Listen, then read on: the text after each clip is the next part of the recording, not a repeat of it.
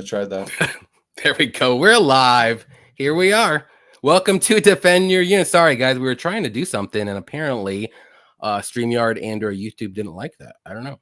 But it doesn't make sense why it wouldn't. But yeah, welcome. Free UFC bet picks. Appreciate you coming out. That's our special guest today. And how you doing, man? How's it going? How'd you do last card? Really good.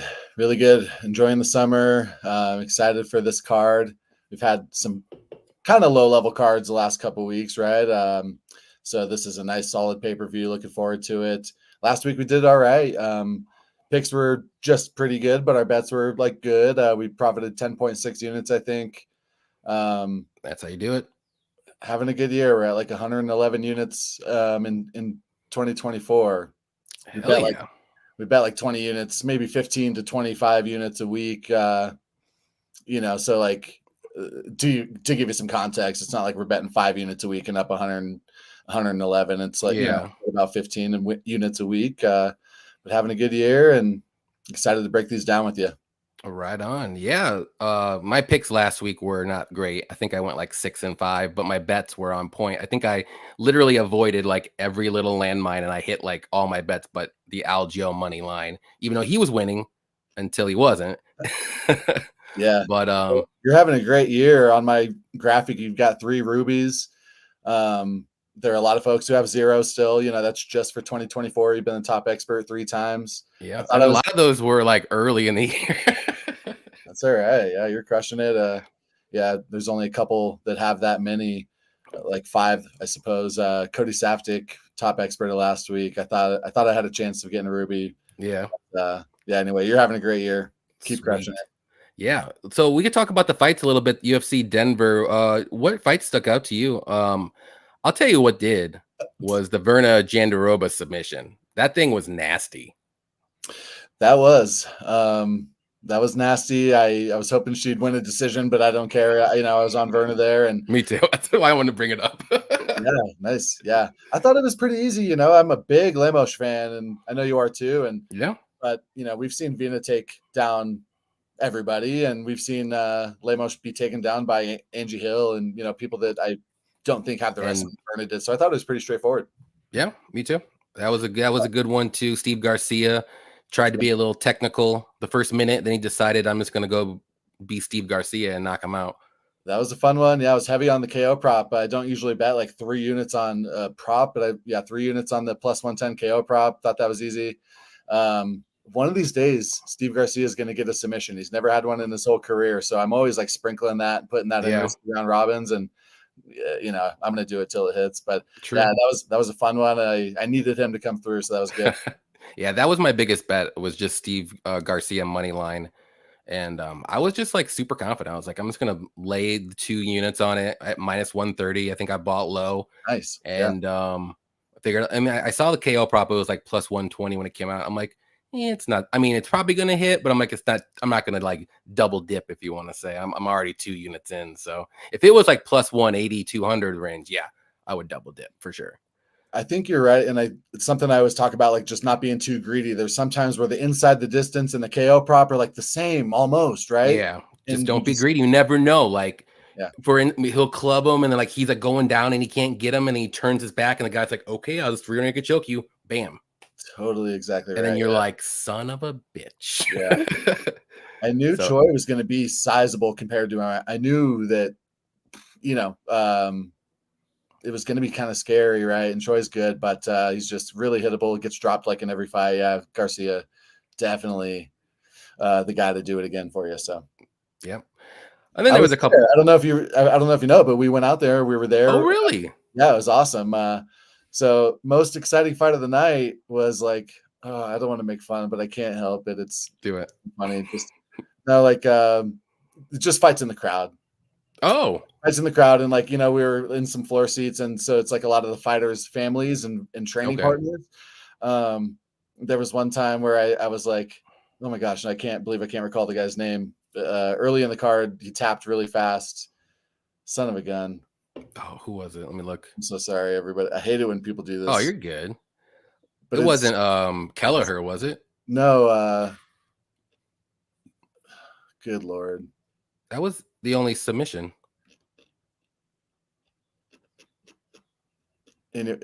No, there was it was one of the first fights of the night. The first 4 were decisions. Not Blackshear. Oh, you're talking about that one.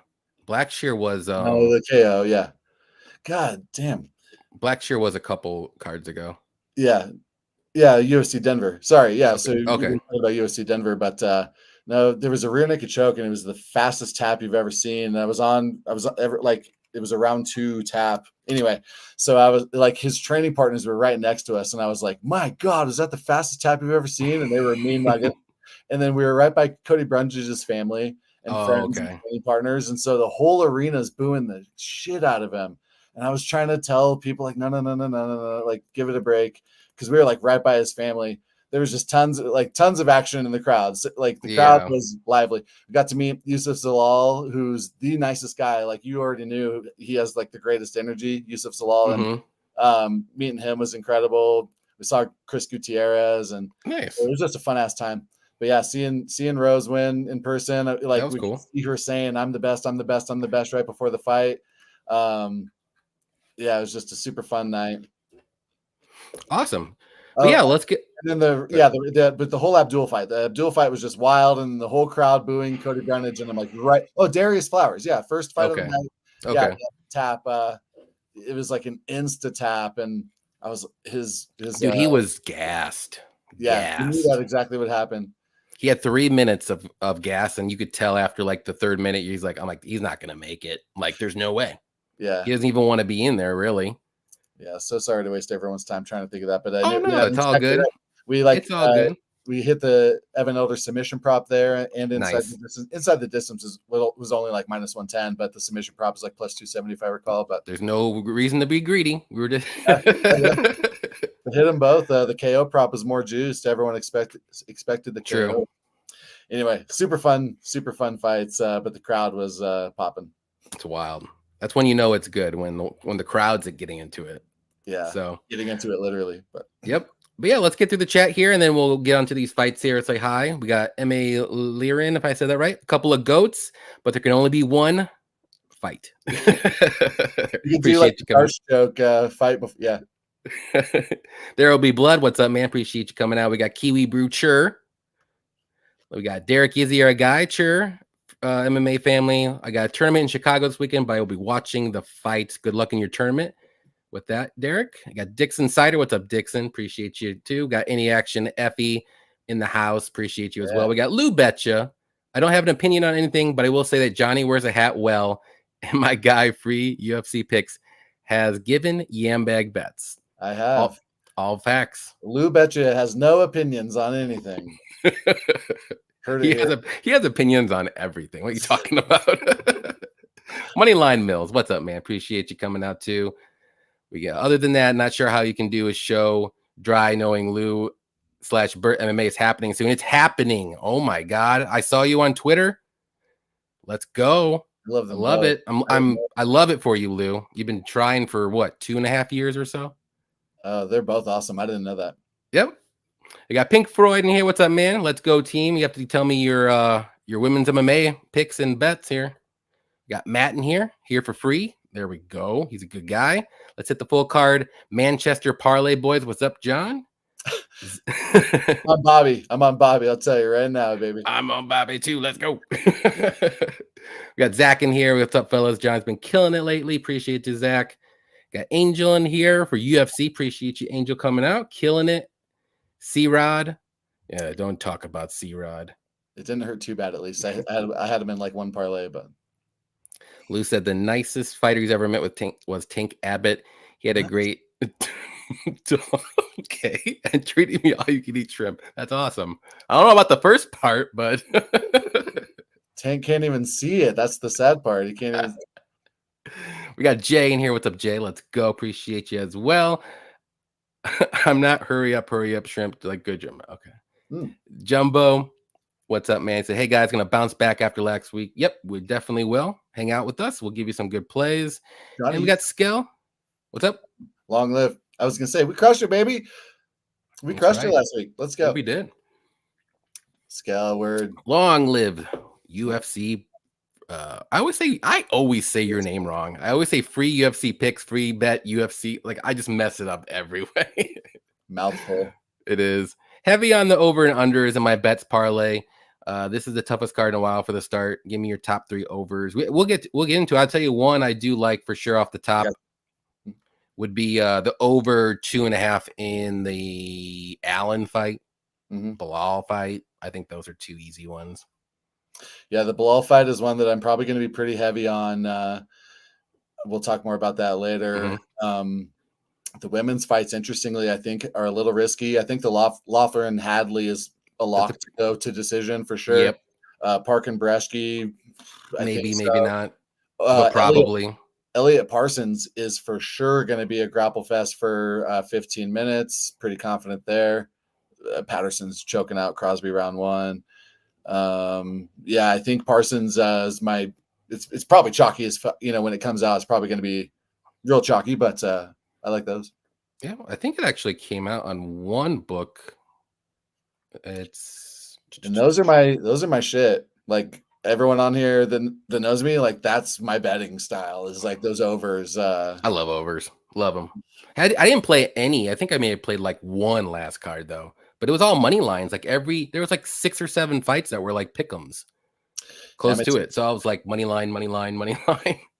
My tier 1 parlay was the 2 women's fights to start round 3 and the Usman fight to start round 3. It was plus 101.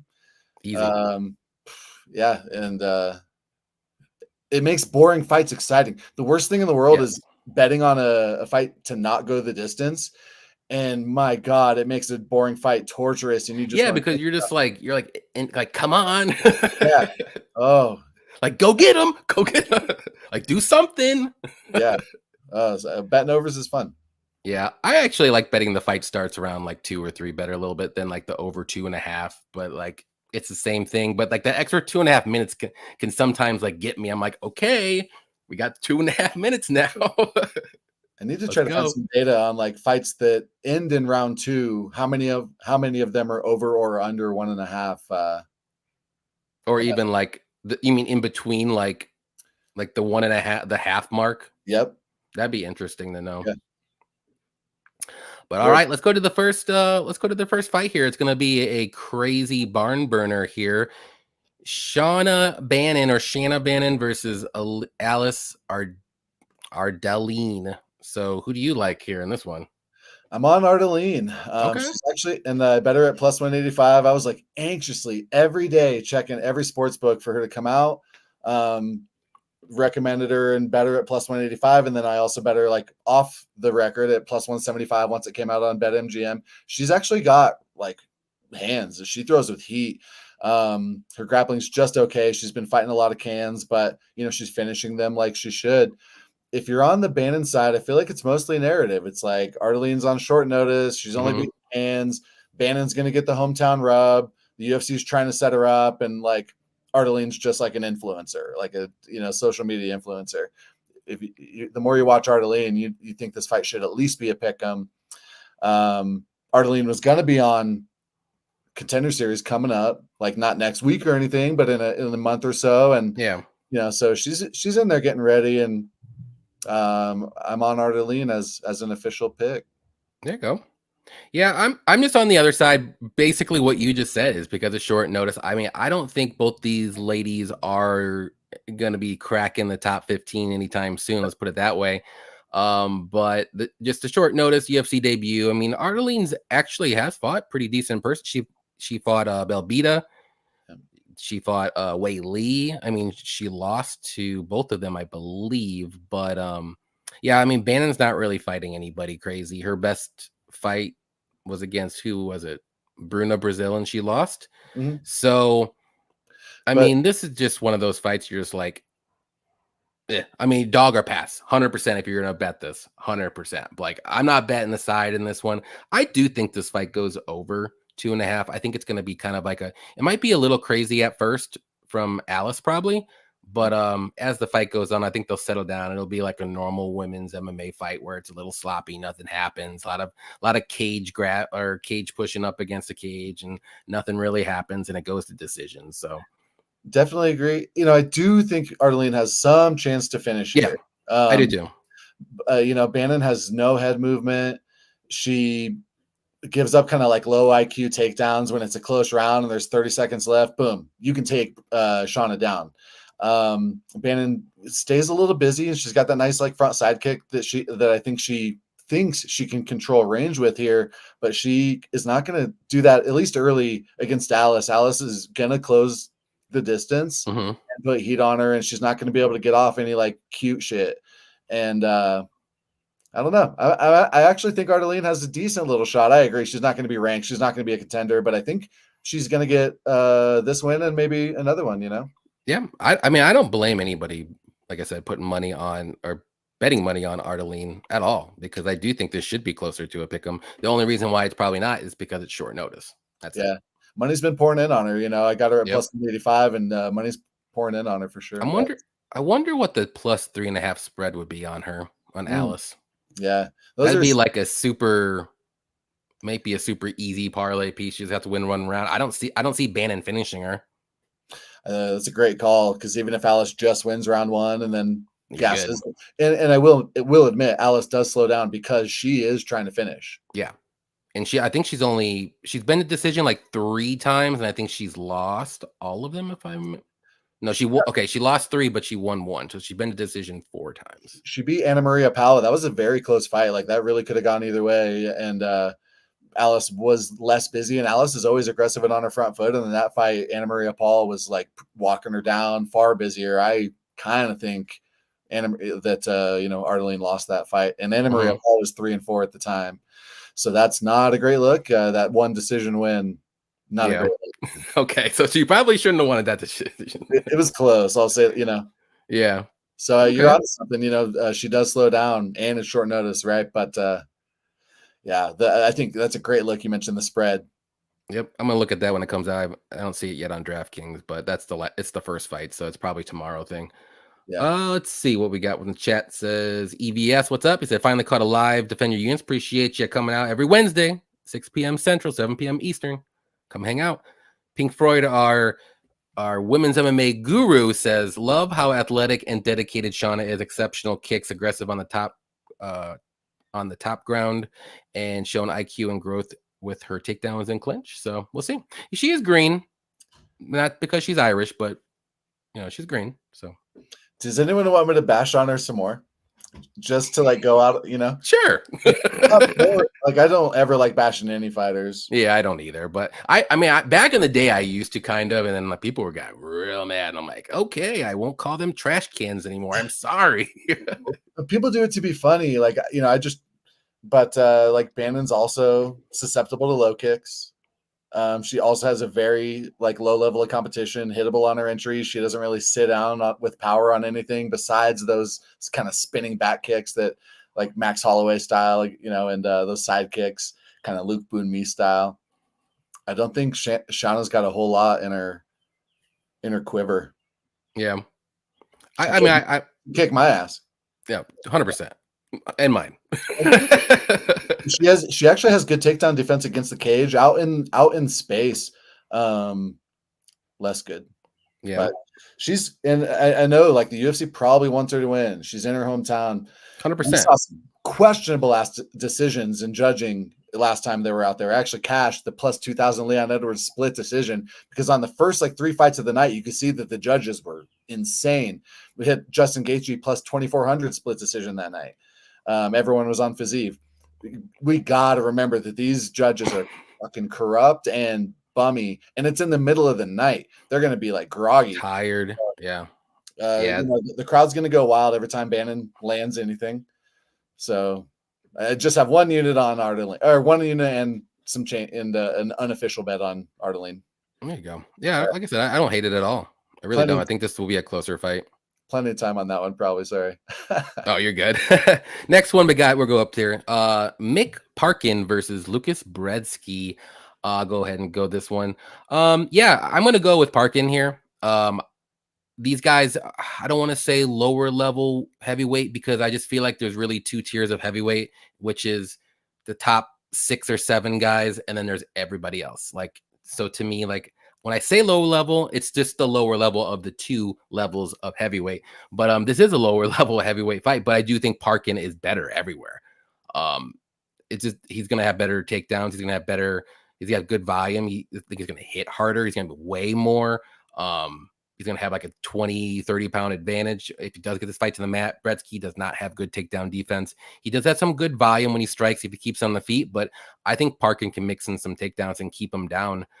We've seen Brzeski get controlled on the mat in his last few fights, and the only fight that he won, well, he should have won, I should say, was against Martin Buday, and I think Parkin's way better than Martin Buday. So I like Parkin a lot here. He's one of my more confident picks. I know his line is getting out of hand now, his money line anyways, but you can maybe look at the, decision prop. I do think this fight does go to decision if you want to cut some, juice off, or you can do the over 2.5 at -188. I don't think that's a bad look either. I think this fight does go over.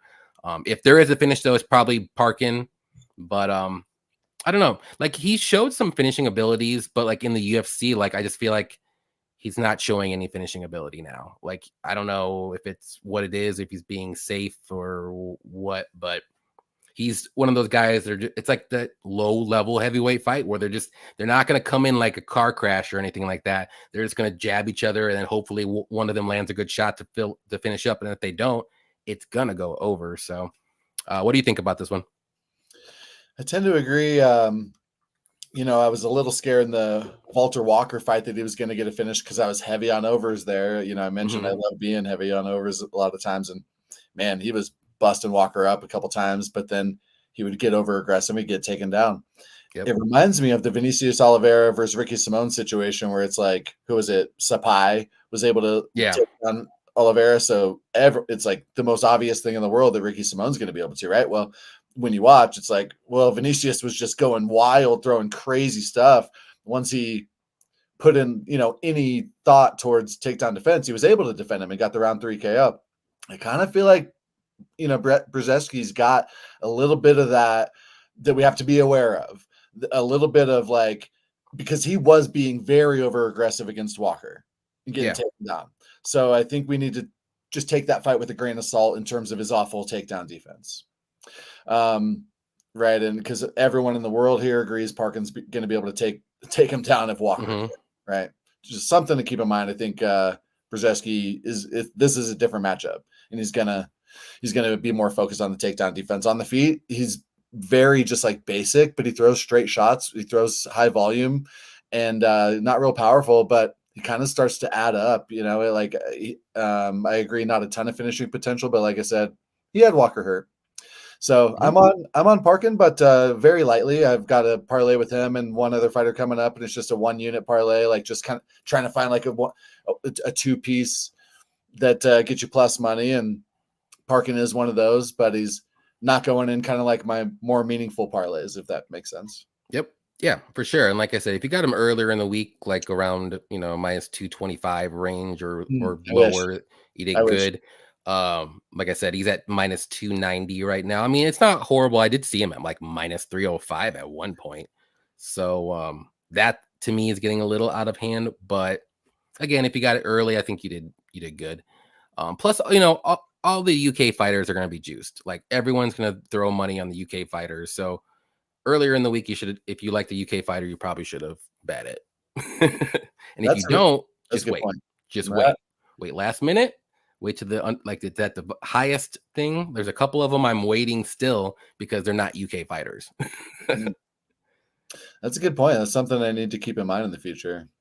Yeah, especially if they have a big card. It's like strict, like let's say for instance, like a Brazilian card. All the Brazilians are going to be fucking bet on the whole way, like earlier in the week too. So if you're not on a Brazilian, just wait till like Thursday, Friday. You'd be good. I like it. 100%. Let's see what the chat says here. Matt says Ardelean plus 400 by points. I like it. If you want a little bit more juice than the money line, I think that's how she wins. I think this fight goes to decision. I really do. But she probably could get a finish too. I don't know. See, Mike, what's up? Mike likes Parkin all day. We got Bunny Hunter. What's good? Good luck. Good luck to you as well. Not a fan of Parkin at all, but he's going to win decisively here. I agree. I still have brain trauma from watching last week's heavyweight fight. Agreed. We got Baby Sharp. What's up, Baby Sharp? Feels like this one of those locks of the over. Yeah, most of these like lower level again heavyweight fights, they always go over, and they especially go over 1.5. So if you want like a super safe parlay piece over 1.5, there it is. I'll mention, Brzeski gasses a bit. It does. Mick Parkin like round 3 late like submission prop is something that would have my eye. Like I'm that type of fucking nutcase. I like it. Yeah. Round 3 up there it is. Santino said Brzeski up for the upset. Okay, maybe it'd be a good upset. Less than 40% win rate in the UFC. I think it's closer to 30 for Brzeski. Parkin should win, and hella over last week prelims. Yep, it was for sure. I gotta say, you got to get Santino's book. All of you got to buy Santino's book. It's really good. I think it's No Hospitals in Russia. It's badass. It gives you like really good insight on. He was going to be on the Ultimate Fighter season 1, and it gives you like all this kind of behind the scenes stuff. It's an amazing book. I give it as a gift and like a prize pack to my Patreon people all the time. Like I've bought that book probably 10 times, and nice. I have one right behind me. Awesome. I'll have to check that out for sure. Yeah. Let's see. The next one here we got is going to be Sam Patterson versus Kiefer Crosbie. Who do you like here? Sam Patterson for sure. Crosbie is an aggressive, heavy-handed striker. He's decent on the feet. He could crack Patterson. Patterson keeps his head straight up in the air. I don't know if I want to say durability or chinny concerns. It's more like striking defense concerns. But Kiefer Crosbie has really low-level grappling, in my opinion. I can't believe how easily Giuseppe was able to take him down and choke him out. Like, that's bad.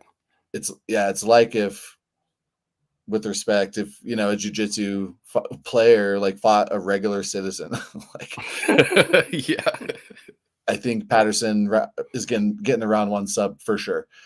Then, to our point, might not want to be greedy because round 1 and round 1 sub are probably pretty damn close, and so you never know when he's just going to take the back and ground and pound from back mount. So Patterson round 1 for me. Right on. Yeah, I'm with you too. I think Patterson wins this one. He is the better MMA fighter, 100%, but you just have to worry about that chin and the striking defense, like you said. I mean, Crosbie can hit. He does have some power in those hands, and he is aggressive. But yeah, he barely gets into the second round, whether he gets the knockout or he gets finished. And he's never been knocked out, but he's been subbed a couple times. So we just seen the last one against Josette. So Josette's not like Charles Oliveira by any means. So it's like I said, it's not really a good look.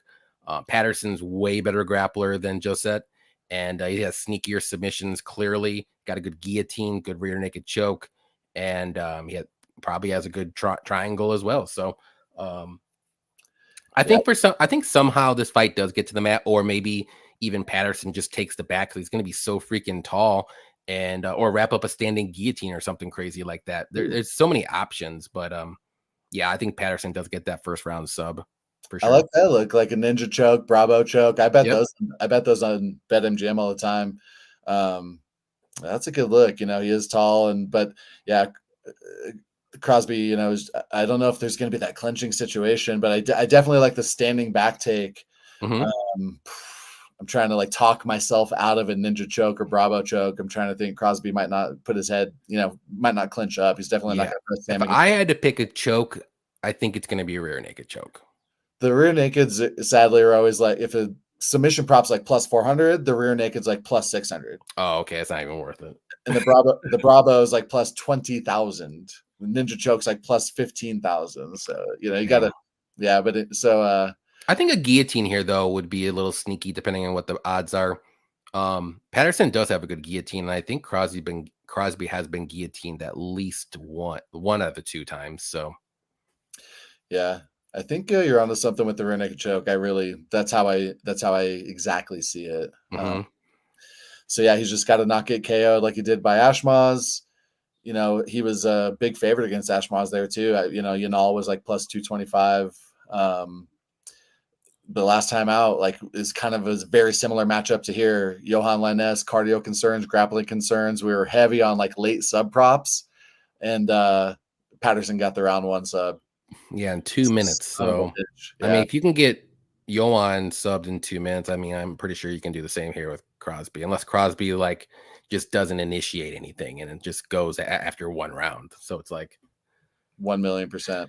We'll see. But that's not his style, though. He doesn't really go into round 2. Like, I think it's only happened like not too many times. Like, most of his fights go round 1, finish. I think the last time it's happened was in 2020. He did it a couple times in a row, but after that, like, most of the time it's round 1. I think he's only been in round 2 at least like 4 times in his career. Yeah. This is pretty obvious they're going to be highly owned, but if you play fantasy DFS must target fight, if I play 4 lineups, I'm going to have Patterson probably in all 4, or Patterson in 3 and Crosbie in 1. Must target fight. I'm not in the habit of betting like under 1.5, especially when I bet this is like minus 200 under 1.5. I'm not sure. I would never touch that in a million years, but it's a lock. Yeah. I don't like doing the under 1.5. I've been burned too many times, like by seconds. I'm telling you, seconds, or even 1 second. I'm like ready to like explode. I could just name so many fights that were supposed to finish that didn't, from like Pineda versus Bruno Silva or Gilton. Like, you just never know. Yep, 100%. Yeah, Zach said Parkin's a parlay piece. I agree with that. We got Johnny News in here with a $10 donation. We appreciate you, Johnny.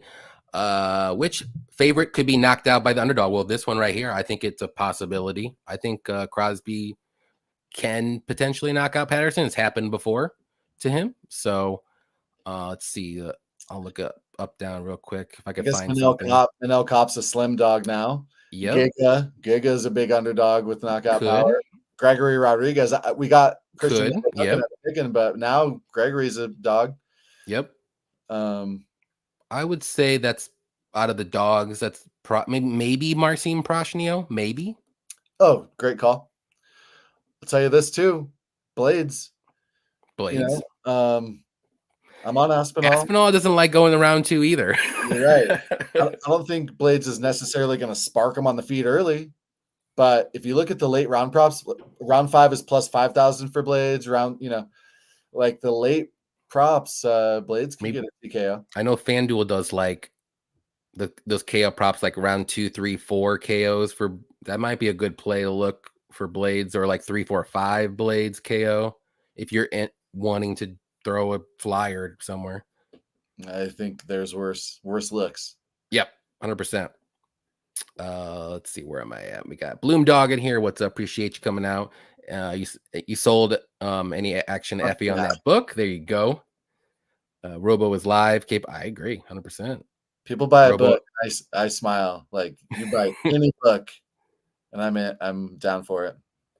Yeah, Cape's still an underdog. I think he's like plus 125 range, 130. We got Mokaev at plus 110. The bookies labeled Kape a favorite. But money's poured in on Mokaev, and he's gonna remain a favorite, I think. Yep. See, Crosbie KO 1 or Sam 2-3. I would maybe do Sam 1-2. Yeah, I love that thinking. That's the very that is true though. But we, like Johnny said, Crosbie. I don't think this fight gets to round 3, no matter what. Whoever wins. This is going to be the fastest fight of the night, I think. I would assume it would be as well. So it probably goes to decision. Yeah. Definitely buy. Yep. Head and arm choke. Okay. Easiest choke, Gilly. I don't know. I think the easiest to actually like successfully get is rear naked choke. I think you don't have to be like a BJJ expert to get that. I mean, it's pretty standard, I would say, for a standard MMA fighter, if you want to say. What do you think? Totally agree. Guillotines don't work really well, except for like a handful of fighters. It often just lands people on bottom. The arm triangle is a sneaky one if you're looking for like what exact method prop. And there's just some fighters who like won't roll over, or they won't give up their back, like a Cachoeira. She will just lay there on her back and get ground and pounded. She'll never roll over and give up the choke. Arm triangle is the only way you can get her. Same with some like not low level. Same with heavyweights. they don't necessarily want to take the back and roll around and stuff. Arm triangles are live. The bigger you get too. True. Nobody thinks Curtis has a chance. I think he has a chance. I really do. Yeah. Oh, yeah. I mean, he's in the top tier of heavyweight. When I say lower level, there's tons of them, but you got that top 7, 8 range of heavyweights. He's one of them, and he's good. So I think he does have a chance. He's real good. Cardio edge here, probably. Yep, for sure. And we've never really seen Aspinall outside round 2. No, right? he was. We'll talk about that one. Yeah. Okay, we'll get there. All right, we're getting a little ahead of ourselves. Yeah. Next one we got is going to be Mokaev versus Kape. Speaking of that, yeah, this is going to be an interesting fight, and interesting that it's on the early prelims now. It was on the main card, then it was moved to the featured prelim, and now it's moved again to the early prelims, which is insane to me. But yeah, this is a classic, basically, wrestler grappler versus elite striker. We know these both these fighters. They fought, several times in the UFC already, but I'm going with Kape in this one, or Kape, however you want to say it. This is going to be the biggest challenge, I think, for Mokaev. I do think Kape is very dangerous. He can be taken down, but he does have pretty good takedown defense. And I do know that Mokaev is a chain wrestler. He's going to keep coming at you. But I think he needs to get to that wrestling early and often. He's not going to be able to try to strike with Kape at all, because I do think Kape is the best striker he's ever fought. And we've seen in some of the Mokaev fights, he wants to try to strike a little bit at first, and then he goes to his wrestling right away after that. But I think he just needs to wrestle for 3 rounds. And I don't know. I mean, his last fight against Perez, I know maybe allegedly he had staph infection and he wasn't really 100%. But man, I mean, you can debate that fight for Perez just landing more damage, because Mokaev really just didn't do anything except hold him up against the cage. And if that happens here, I mean, I don't think he's going to win this one. If he does, for sure, he's going to have to get some wrestling going, get on top, do what he normally does. But man, Kape is so dangerous. We've seen him with a flying knee knockout against Ode Osborne when Ode tried to shoot. So he can do that kind of stuff. He's dangerous like that. So Mokaev can't be reckless by any means. And it's going to be a good fight. It's good stylistic matchup for both guys. But I'm just going to go with I think the more dangerous fighter, actually. I think Kape is more dangerous than Mokaev. So at plus 130, I mean, it's very tempting, I'll say. Very. But I'm gonna wait. Yeah, you might be right. I might keep coming in on him. I'm gonna wait. I think actually, if you can get either fighter at plus 110, you did your job 100%. But I'm just gonna wait. I'm just gonna. I mean, this is a pretty close fight. Let's be honest. Like, it just depends on. You'll probably know who's gonna win this fight like 2 or 3 minutes in the fight. That's one of those fights where I don't know yet until I see how it plays out, and then I'll know who's gonna win. But I picked wrong. Whoops. Yeah. Who do you like? Good points. I can't help but think about how Mokaev is going to struggle with these 2 recent rule changes. Mm-hmm. He will. He can't just put his hand on the ground. He's going to be kneed in the face. It's going to be an issue for him. And to a lesser extent, he can't just nut hug, because, you can get some 12-6 elbows, not to the back of the head, but, you get 12-6 elbow to the side now. Yeah, with less concern that you're going to get yelled at about 2 things. You just got to make sure you avoid the back of the head. Yep. So, yeah, I kind of hope he wins now so we can fade the hell out of him all 2025, because he's going to struggle. I'm a historical Mokaev kind of hater. I think Elloitt was plus 380 or plus 360 again. I'm going to actually put 3 units on Elloitt, which is really big for a big underdog bet for me. And Elloitt was winning. He was going to win if he just lasted. So Mokaev round 3, reminder to everybody, is like an all-time auto bet, ever instant auto bet, no matter what. Doesn't matter who he's fighting or what. I do think I'm on Mokaev. Like I said, I got him at plus 110. I think he's going to win. Kape is shredded and looking great. He looks great. He's a specimen. He weighs 133 right now, which is the lowest he's ever been coming into a fight. So he only needs to cut 7 pounds. Nice. Minimum.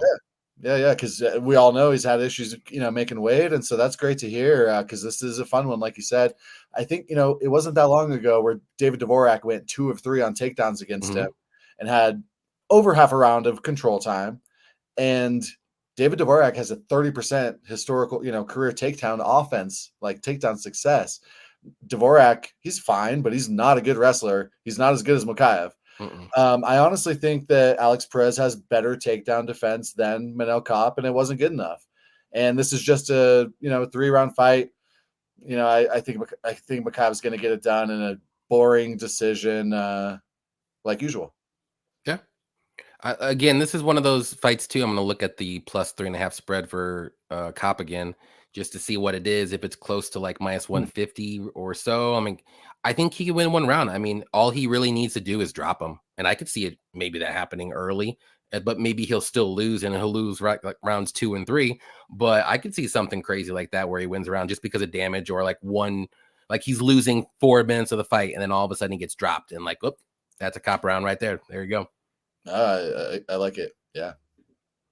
Yeah. I've been starting to do those spread bets a little bit more. You just can't do them every fight. It just depends on the styles, and like you just have to like really think it out. Like, man, this guy can win one round. I don't think he's going to get finished. Should be okay. It's a little weird. Like, I just feel like they're always on to you. Like anyone that looks good, I look at the odds and it's like minus 180. I'm like, shit, they know. Like, yeah, but there's a couple. Like, I was so mad last week. Tavares and Park. Tavares was that big-ish underdog, and his point spread was minus 145, and I was like, I couldn't, like, I was fast, and it like jumped up to like minus 180, and then the fight got canceled. I'm like, son of a bitch. Yeah, dude, I was like, that's a gift. Minus 145 on that. He was winning a round against Park, 100%. I think so, especially round 1. I was torn on that fight, but I played Park round 3. Just because Tavares kind of gasses and Park, but that was a tough fight. I think the spread's a great look there. Yeah. Yep. All right. We got Kape flying switch knee KO. I can see that happening again. I would love to see it. Yeah. English bettors are making this dog or pass. Yeah. I mean, right now it is. I mean, I think it's going to get a little wider too. Just wait. Mokaev, over 22 or under. I think it's under, right? Or less than. I could be wrong. I see that as over. Greater than. Yeah, I can see that. 100%. You're right. Yeah. What's up, Isaac? Got to stop by the show. Respect to free UFC bet picks. Good luck this weekend. Good luck, Isaac. You too. Mokaev has just fought the better competition. Really? Somebody fought Pantoja. Throwing out there. Yeah. And it was a close fight. He did lose, but it was a close fight. Yeah, you're probably right. Mokaev, not Mokaev. I'm sorry. If in that fight, Manel, he was super low volume, dude. And if he was just a little bit more pumping out a little bit more in that Pantoja fight, well, it was risky. We could say Mokaev's beat the better competition. Yeah. Kape's wins are Felipe Dos Santos, Dvorak, Zalgas, and Ode. Yeah. And he lost to Nicolau and Pantoja and falls out of the time. So, yep. True. We can say that. Mokaev will be a rabid badger on a single leg. Oh, yeah. 100%. 100%. I think this is a steal of Mokaev. I'm just more of a fan of his. Okay. Kape could sub him. I'm doing 25 on Kape 2-3 sub. Holy shit. That would be wild, but I like your style. I like it. Sticking with Mokaev, going to come in, grind Kape like he always does. Pretty tough. We saw him how far his leg bent, didn't tap. Yeah, that was insane. That was. But yeah, that's another thing about Mokaev, man. Some of those fights, he was either losing or he was on his way to losing, and a third round hit, boom. Like even the Malcolm Gordon fight, I had it 1-1 going into third round. Yeah, like it was. That's a good point. Crazy. We got Brandon. Pretty sure Kape said he was the lightest. Yeah, yep. I think he'll be fine this week. Hopefully, if he can't shred 7 pounds in 3 days. That's a little wild. Let's see. Yep, it's crazy. It's still on the prelims. Trying to get any UFC. Yeah, I got some top Chrome cards, but they're not really. I don't like them all that much. And I know there's another one out, like the other edition for tops. Like they changed over from Panini. I don't know. I'm not a big fan of tops, but we'll see. Maybe 2025, they might change my mind. But I didn't get too much of them. What's up, Dev? Appreciate you coming out as well. Yeah. My favorite cappers. Let's go. And of course, you have to pick Kape as well. Thanks, Dev. we were on the same page with Verna, though. I'll give you that. At least he didn't say cap lock. It's true. I know he wanted to. What happened to Mokaev's round 3? Everybody should have a bet on Mokaev round 3 submission. Even if it's $5, you throw it down on there. You just can't be that person where you're like, everybody else has a ticket and I don't. God, it's FOMO. There's a couple recently that have just hurt me so bad. I was on Tatsuro Taira round 2 KO multiple fights in a row, and then the second I got off it, he hits 2 in a row. Yeah, I hit one of them. What was the last one? The last round 3 sub. That's the one I hit. So I think I've only done it twice. So I'm 1-1 because his last fight against Perez, I even had it, and I think I picked Perez, and I'm like, nope, round 3 sub Mokaev. You never know. Yeah, but apparently they got into some scuffles. Their teams, Kape versus Mokaev's team, just got into a fight at the hotel lobby. There you go. Kape has no fear of anybody. He gives no shits. I love it. Guy, he's a G, I swear. What's your favorite UFC cards to rip? I like the select cards personally, but they don't do those anymore because they switch brands to tops now. So I'm not a big fan of the tops ones, but we'll see. Maybe they'll win me over, like I said, next year if they switch up the design a little bit. There we go. All my picks are locked. There we go. All right. Next one here we got is going to be Oban Elloitt versus Preston Parsons. Interesting matchup. Interested to see what you say. Who do you like? Yeah, I'm on Parsons here. I think it's just a bigger, stronger version of the same exact type of fighter. Oban's fun. He's funny, decent striker, spinning kicks, right? Trains with Jack Shore. But he actually has trouble holding guys down. There is zero chance he holds down Preston Parsons here. Parsons, I think, has equal or better wrestling and far better jiu-jitsu, strong as hell. He's a submission artist back in the day. I think he's very live for like a round 2 or round 3 rear naked choke here. Decent in the clinch. Bust you up with some knees. Striking's terrible at distance. Very looping, like just throwing haymaker, like some of the one punch. Yeah. Yeah. And loading up on everything and just airballing, susceptible to counters. But don't think we're going to see a whole lot of. So at distance, Oban's got him beat easy, but I think on the ground, Parsons has him beat easy, and I think that's where it's going to be. Yeah. I'm with you 100% here too. I do think Elloitt, I think he does have the striking edge. I don't think it's like crazy, but I will give him the edge. But like on the mat, it's night and day. Like there's a bigger gap on the mat. I do think Parsons a way better grappler. He'll be able to hold down Elloitt. Parsons' takedowns aren't amazing, but I just don't think Elliott's takedown defense is all that great. So I think it just kind of balances each other out right there. But I do think Parsons will be the stronger guy as well, too. He's not going to be the taller or bigger guy, but he'll be stronger. I think he's a little bit wider, more muscular, if you want to say. But I when I was like looking over this fight, I was like, okay, how do I think this is going to play out? And like, I just keep going back to you. I'm like, man, Parsons needs to go for takedowns, and I think he can hold him down for a whole round with the minutes or get the submission. But Elliott's never been submitted. But he's been knocked out twice. But Parsons, I think he's only been knocked out once or so. He's been finishing all 3 losses. Elliott, he's been knocked out twice. Both losses. I don't believe either one of these guys has ever lost a decision, which is interesting because to me this has decision written all over it, right? Yeah. I mean, my pick was I think I did Parsons by later sub like 2 or 3, nice. But I could see a decision too. Like I think this fight, definitely gets out of a round and a half. I would say it's going to be like a later thing. But yeah, I'm on Parsons. I know the line's coming down a little. It came down a little bit. It's now going back up to Parsons. He's at -142.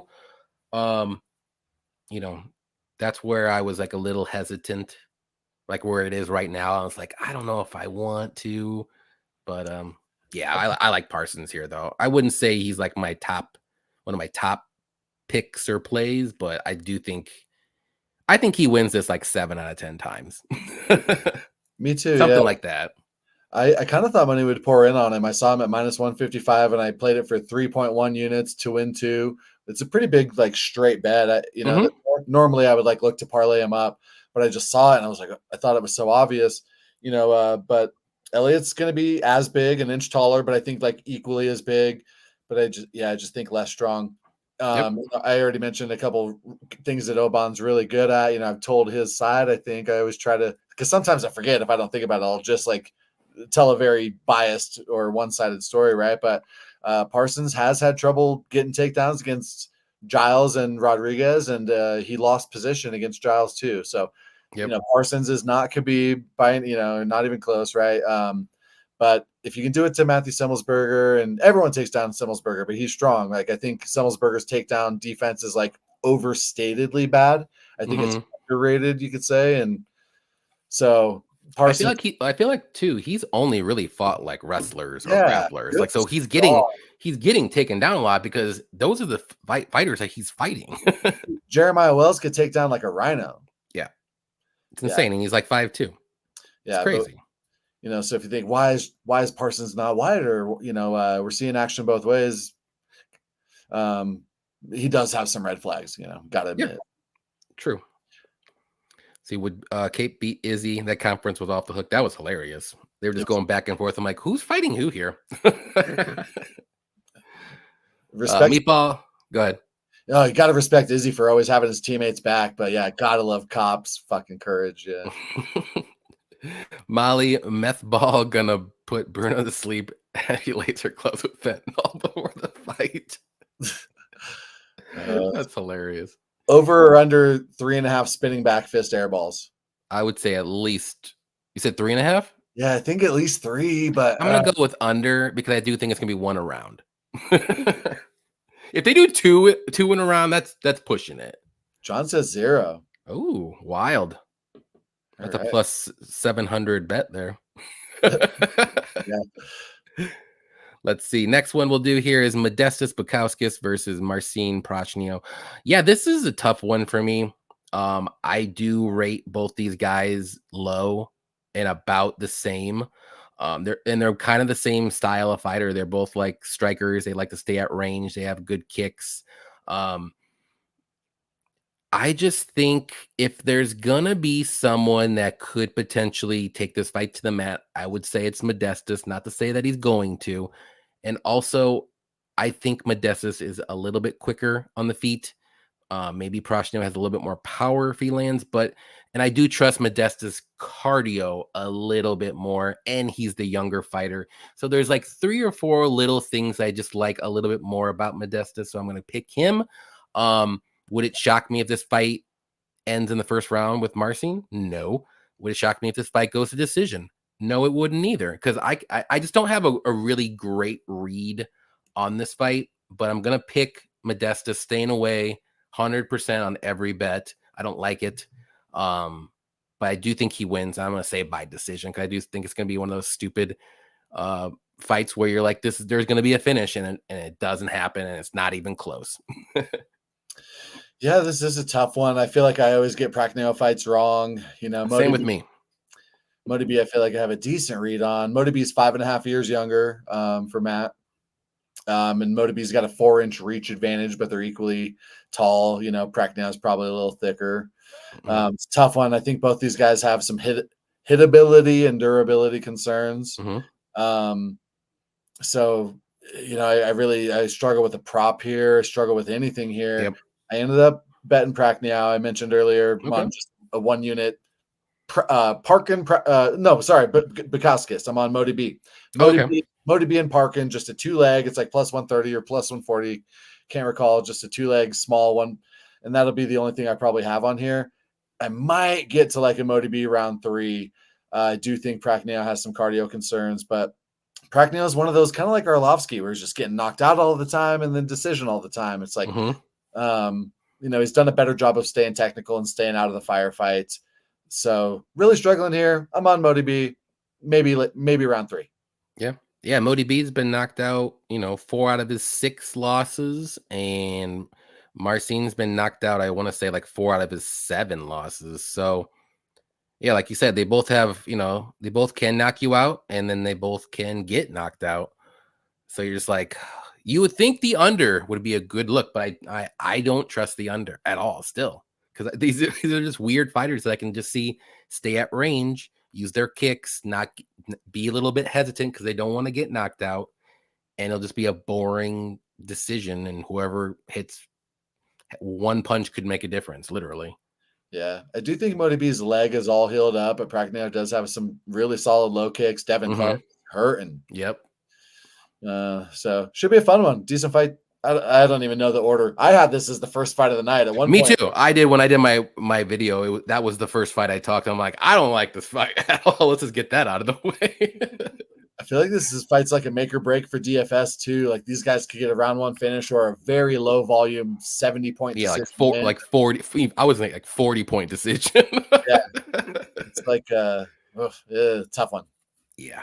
Matt says Prachnio decision plus 250. I don't hate it because I like I said, I really think this is gonna go over, and just one of those feelings you got. I'm not gonna play it. I don't trust it, but is Prachnio like plus 130-ish or something? Like yeah, he's plus. Let me like, where are you at? To me, plus I was 130. Yeah, that was total guess. To me, I would go money line there. Like this isn't Miranda Maverick, where like I don't like that decision prop.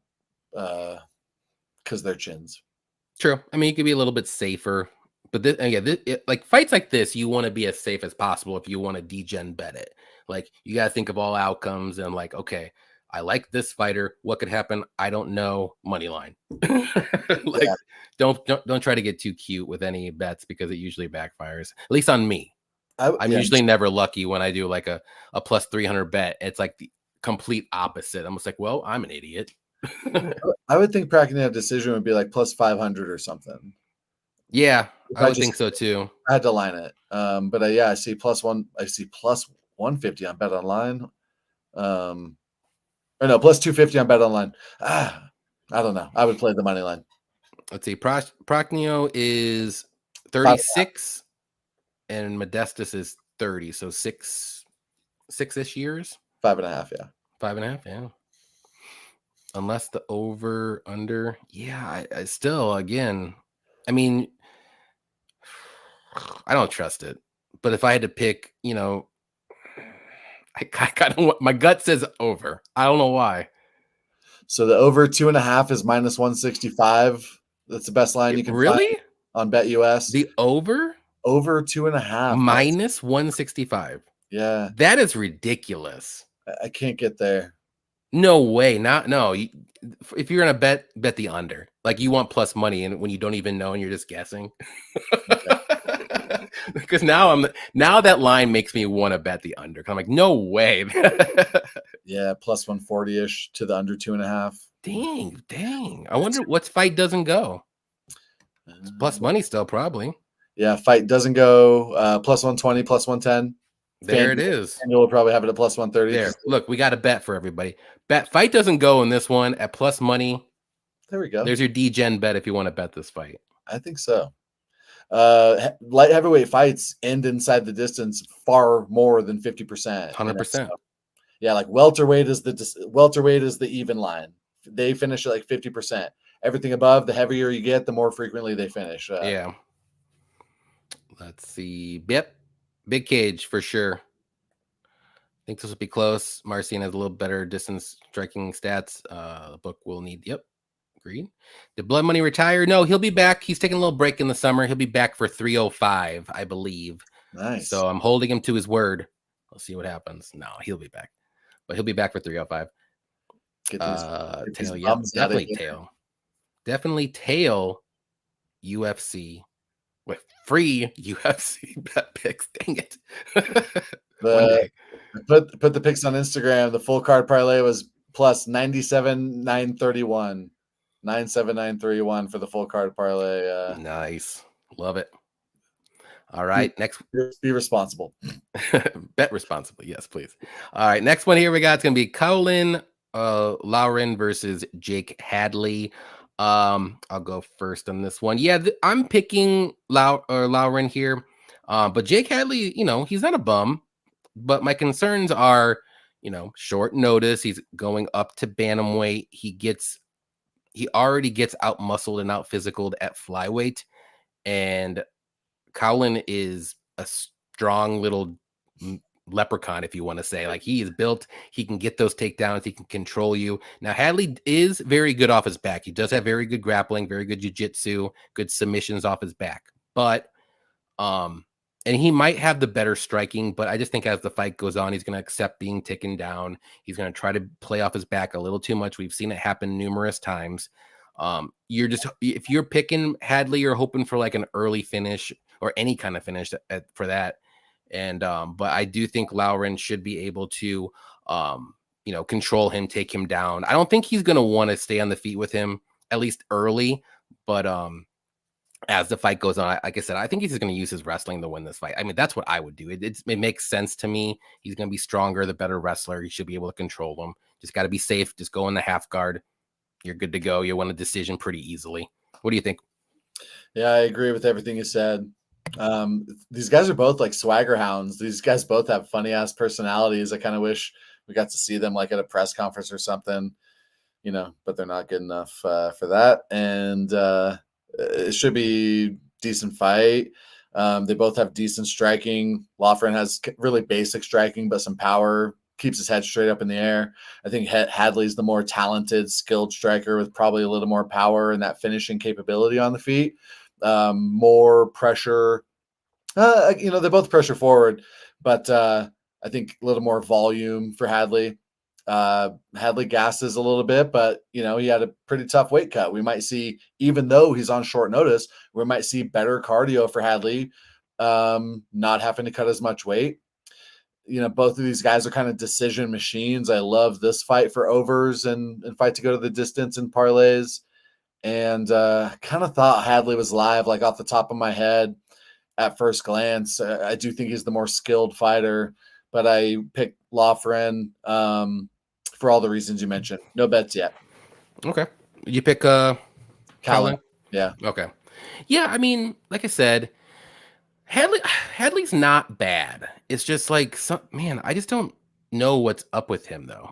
Like, if that makes sense. Like, if you look at him, like, you see all the tools and you're like, man, this guy's good. And you look at his record, you're like, okay, he's got a lot of losses. He doesn't look good in any of his fights. Like, the only fight that he looked good in was against Malcolm Gordon, and he won in like a minute and a half. But it's like, And that I should say the Durden fight was very good. Yeah. Cody had 7 minutes of control time there. It's tough. He's, like you said, he's just too willing to be taken down. Yep. But it wasn't that long ago. Last fight, he was a favorite over Charles Johnson. Charles Johnson's good. We know. I love that bet though. Yeah, that was on. That was foolish. Charles Johnson plus 126. Was lucky to hit that dog there, but really confident in Charles there, and because Hadley's cardio concerns, and I thought Charles would piece him up, and he did, and so I think we see this the same way. Yes, sir. Who is the underdog lock of the week? Got to be Starboy. I mean, I would put him at definitely one of my top 3 underdogs. Yeah, I can't blame you. I mean, I'm only on 2 dogs officially. Ardelean. I'm only on 2 dogs as well. Yeah. So I don't have too many dogs, unfortunately, but I like Kape. I totally get that. Yeah. I think Ardelean's going to get it done. Okay. I mean, that's a good one too. I forgot about that one. That's a good one because that's a 50-50 fight, literally. I might not bet it at this odd, at this odds at plus 185. I thought it was great. Just take it with a grain of salt, but I think she wins. Yeah. Defending the UFC title at 4 a.m. local time. Yeah, that's wild. I don't know why. I love me some early fights like 11, 12 o'clock when my time at noon. Love me it. Too. Those are my favorite. I feel like fighters are more reliable during the day. I feel like I crush those daytime fights. Yeah. But yeah. Well, next week we get one. Nice. These poor UK fans, they always have to watch the American cards in the middle of the night. They're like, yeah, they're coming here, baby. And then we're like, no, we won the Revolutionary War. These fights are in the middle of the night. Deal with it. That's true. I slept with my Charles round 3 sub ticket under my pillow. That one got away. Oh, man. That was close. Or Charles sub 1. That's another one I mentioned. Charles round 3. I always say Charles round 3 is a must bet. Didn't bet it. Yep. I always bet it. Didn't bet it last time because I was so confident in Van's bitch ass. Hadley. Yep. Okay. Next one. Where we at? Molly McCann versus Bruna Brasil. Who you like? Molly's probably going to win. She's probably going to be able to wrestle. I did bet Brazil at plus like 285, I think it was. I think Brazil is going to be a little better at distance. Brazil has cardio concerns. Molly's been taking fighting much more seriously the last fight or two, it seems like. And, respect to her. My official pick was Brazil because of the odds. I think it's going to be a close fight. I don't think Molly's going to spinning back fist KO her, spinning back elbow KO her. I think she probably could lay and pray. I don't think she's going to submit Brazil on the ground. So, I don't know what the takedown numbers would be on those apps. What is it, like Underdog and Yeah, DraftKings does those now too. Oh yeah, Pick Six. I can't think of no, even with just takedowns, they do. Just as a straight bet? They have they have one set line, whether it's a half or 1.5, 2.5.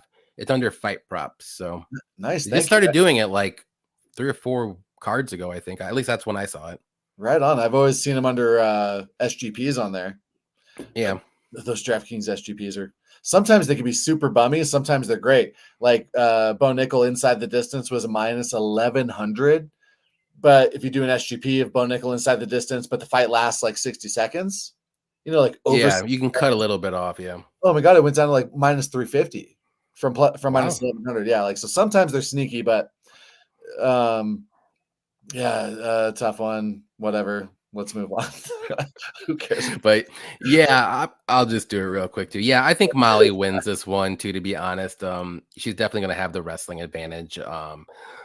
The one thing, I don't think Bruno's all that bad, but when she is bad is when she's on her back foot and she's backing up. Molly's going to be the person that's going to be coming forward. So to me, she's going to lose because of that reason. She just doesn't really know what to do when she's on her back foot. And she leaves her head up all the time and she gets clipped. But when she's the one that's pushing forward, she actually does very well. She's got very good kicks. And I think she is a pretty good striker with decent grappling, but I don't think she's going to sub anybody, unless maybe like a club and sub, but she has good defensive grappling and her takedown defense isn't all that great either. So it's just one of those fights where I just think Bruna, all of her disadvantages are going to be like Molly's advantages in this fight. So one of those. So, but I'm not touching Molly at -1 or 360, whatever it is right now. It's insane.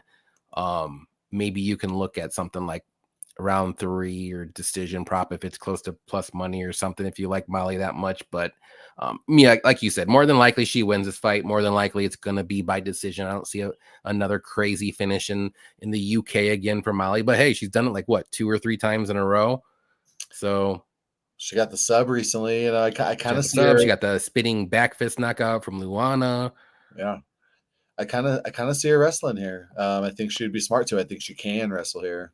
Yeah, and she's like a little pit bull. She's just gonna push forward. She doesn't care if she gets hit. Where she's really bad though is grappling, defensive grappling. She does not have a good defensive grappling game. But Bruno's not gonna come in looking to defense grapple. I just don't see it now. If she does. And surprises everybody and gets a sub, that could be a crazy sneaky look. Bruna by sub. There you go.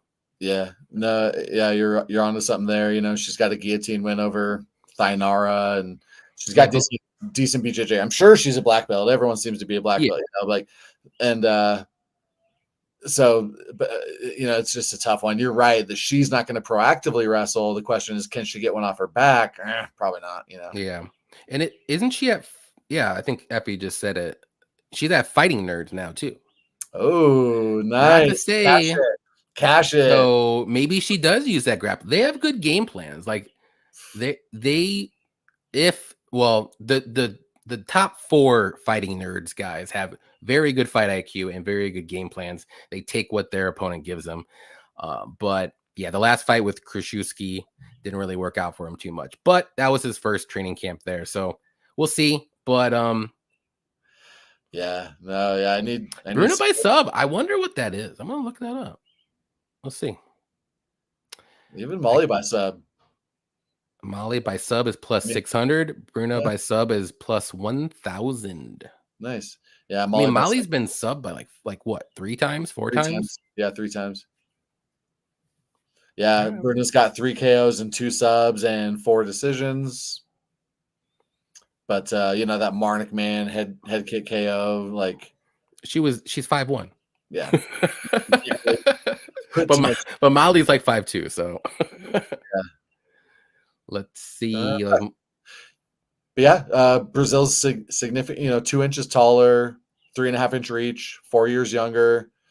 I think just better kicks. For sure. Yeah. Molly's got to get in there like, Frazier versus Ali and just get in there and make it messy. And she probably can, but I think at those odds, I think Brazil could win 3 times out of 10. Yeah, for sure. UFC bet picks goated for sure, Pepe. We got Molly looks to to be continuing to take things seriously in her career. Best shape. Bruno wasn't successful at range with Loma. Loma's a beast, though. Effie will say that as well. I like Loma. Loma's awesome. Me too. Lots of people back in Bilal. I don't know. I have my doubts, but it's now or never. That's very true. Dana will never give him another title shot. Places over 35. That is also very true. This is his one chance, literally, and he held out for it. Good move by him, maybe, but I'll hit on Bilal. Yeah, I'm excited to talk about that one. I don't hate the guy. I don't hate him either. I've seen him, took pictures with him a couple times. Like we follow each other on Twitter. Like we're friends. Nice. I don't talk to him that no, but I agree with Johnny. I'm not touching Molly either. Yeah, like I message him every day. He hasn't read them. Hasn't opened them, but hey, we're friends. Yeah, on Twitter. Fight ends in sub. Yeah, that's a sneaky look too. I wonder what that is. Like it's just one of these like methods where you're like, man, someone could potentially get a sub, even though it's not really plus 380. Plus 380. I might as well just bet both of them and just put a half a unit on each. Call it a day. Yeah. Hope for one of them to get. I ain't touching Molly either. Yeah, that's true. Next one we got is gonna be Nathaniel Wood versus Daniel Pineda. I got Nathaniel Wood here, and I mean Pineda very live in the first round, as we all know, but after that, that's really about it. And if Wood wasn't minus like 400 and 450 or whatever he is now, I would play him in a heartbeat because I do think he can be able to survive the first round. He can get clipped. He's a little bit smaller, but honestly, like in this matchup, like they're kind of the same size, which is interesting. But I know who's going to be the bigger fighter because Wood is a bantamweight. Pineda is going to look a lot bigger and probably weigh at least 10 pounds more. So, but yeah, it's just going to be one of those fights where if Wood survives to round 1, which I do think he will, he'll win this fight, whether it's going to be by decision or by submission or by knockout, however you want to do it. But actually, like Wood has more submissions than I really thought he had. He has like 6 or 7 submissions. 6, yep. So like a sneaky play that I was looking at was like Wood round 2 or 3 submission. And I think that's like plus 650. Just throwing like a little bit of a half a unit on it. Cause I don't think he gets a knockout. I really don't. And you would think that's how he's going to win. Like if there is a finish, but I'm like, man, I think he can like club him and then get the sub real quick. Or like Pineda just kind of gives up and he just wraps up a rear naked choke and he taps immediately because he's done. Yeah. What do you think? Yeah, you never know which Pineda you're going to get. We thought he was already washed, and then he comes out and finishes Tucker Lutz and looks great, Yep, amazing. Yeah, so it's tough. He's never won a decision after 43 fights. It's insane. Never won a decision. He's also been finished 9 times. Pineda's got 19 subs and only 9 KOs. I think he's finished every one of his wins. Yeah, he did, clearly. He's never won a decision. Yep. 9 KOs, 19 subs, 0 decisions. Wild. So, like, across these guys, they've got 16 KO wins and 25 sub wins. So, I don't know what the odds are, but, fight to ends in sub is often juicier than the fight to end by KO. That might be a decent look.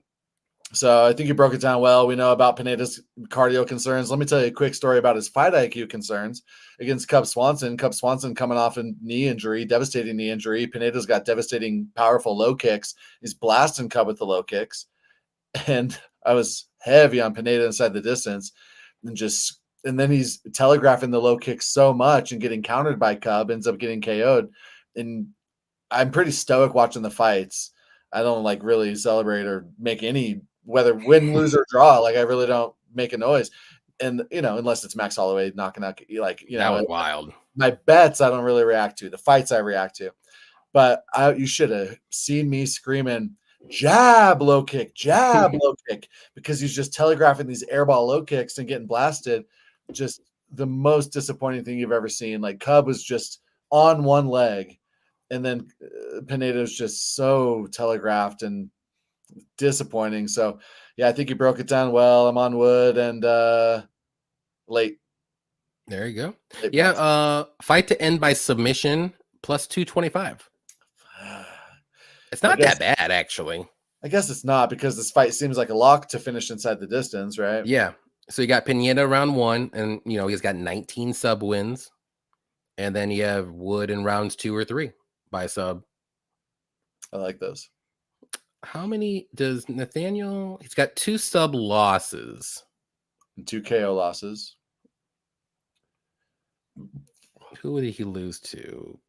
What's up, Mushroom? It was a long time. Both of those sub losses were a long time ago. Interesting. Were they? Yeah, they were like 2015. So it's been a while earlier in his career. But man, like the only thing that's like holding me back just a little bit is like Wood's last finish, which was a submission. It was in 2019. So I'm like, ugh.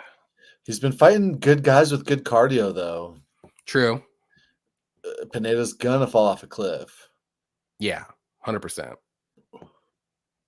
I was kind of looking at that over, maybe put it in a parlay, but it's just too sweaty. I can't do it. Yeah, I'm on nothing here. I think I put Wood in something long ago, and I just do risky shit, and then like NFL MVP as the last leg, like I've got Wood and some stuff like that, but nothing meaningful yet. Yeah, like I said, the only thing I was really looking at was like the sub for Wood round 2 or 3. I think it's like plus 650. It's something like stupid like that. I'm like, I think that's interesting. I'll think about that one. Not only once every like 7.5 fights. I think that hits at least once 7.5. Exactly. Loma the GOAT, 100%. We got Mushroom MMA in here. What's up, Mushroom? What's up, Johnny? What's up, Picks? Appreciate you coming out, Mushroom. MMA Ricky, what's up? Appreciate you coming out as well. We got the man, the myth, the legend. We were just talking about you about an hour ago. People were saying you retired. We got Blood Money MMA bets. I told him that you weren't. Don't worry. What's up, everyone? Great fucking show. Appreciate you coming out. Cody, train keeps rolling. This card, indeed. We got Nate in here. What's up, Nate? Appreciate you coming out. Johnny, little bro, Cody in the house. I see. Shit, Ricky. There we go. All right. We got all the good people in here. Let's see. Next one here. We got to the main card finally. We got Arnold Allen versus Giga Chikadze. Who do you like here? I'm on Allen, but it's a little scary. Giga's going to be towering over him. If Arnold actually wrestles here, I think he's got a really good chance. If he keeps it on the feet, I'm going to be scared. I've got Allen in like a parlay from 2 weeks ago that's juicy. It's almost all the way hit. Only needs a couple guys left. Allen's one of them. I need him to come through here, and I'm a little nervous. But I think he gets it done. Amazing cardio. Maybe the only dude to ever out cardio Max Holloway. Yeah, that was insane. But tough one, exciting one. I'm glad Gig is back. Yep. Yeah, I'm on the same page with you with Allen. I do think Gig is going to be dangerous early, but Allen's durable, man. We've seen it. Like in the Hooker fight, he was taking some good shots from Hooker, and he came back and like he got dropped, I think, to one knee, anyways. And he came back and just knocked out Hooker. Max Holloway fight came back in the 5th round, so he's got some grit, some dog in him. I like that. You can pressure Giga. You just have to keep pushing forward, which Allen can do. And I think he can mix in those takedowns. I think that's the easiest path to victory for him.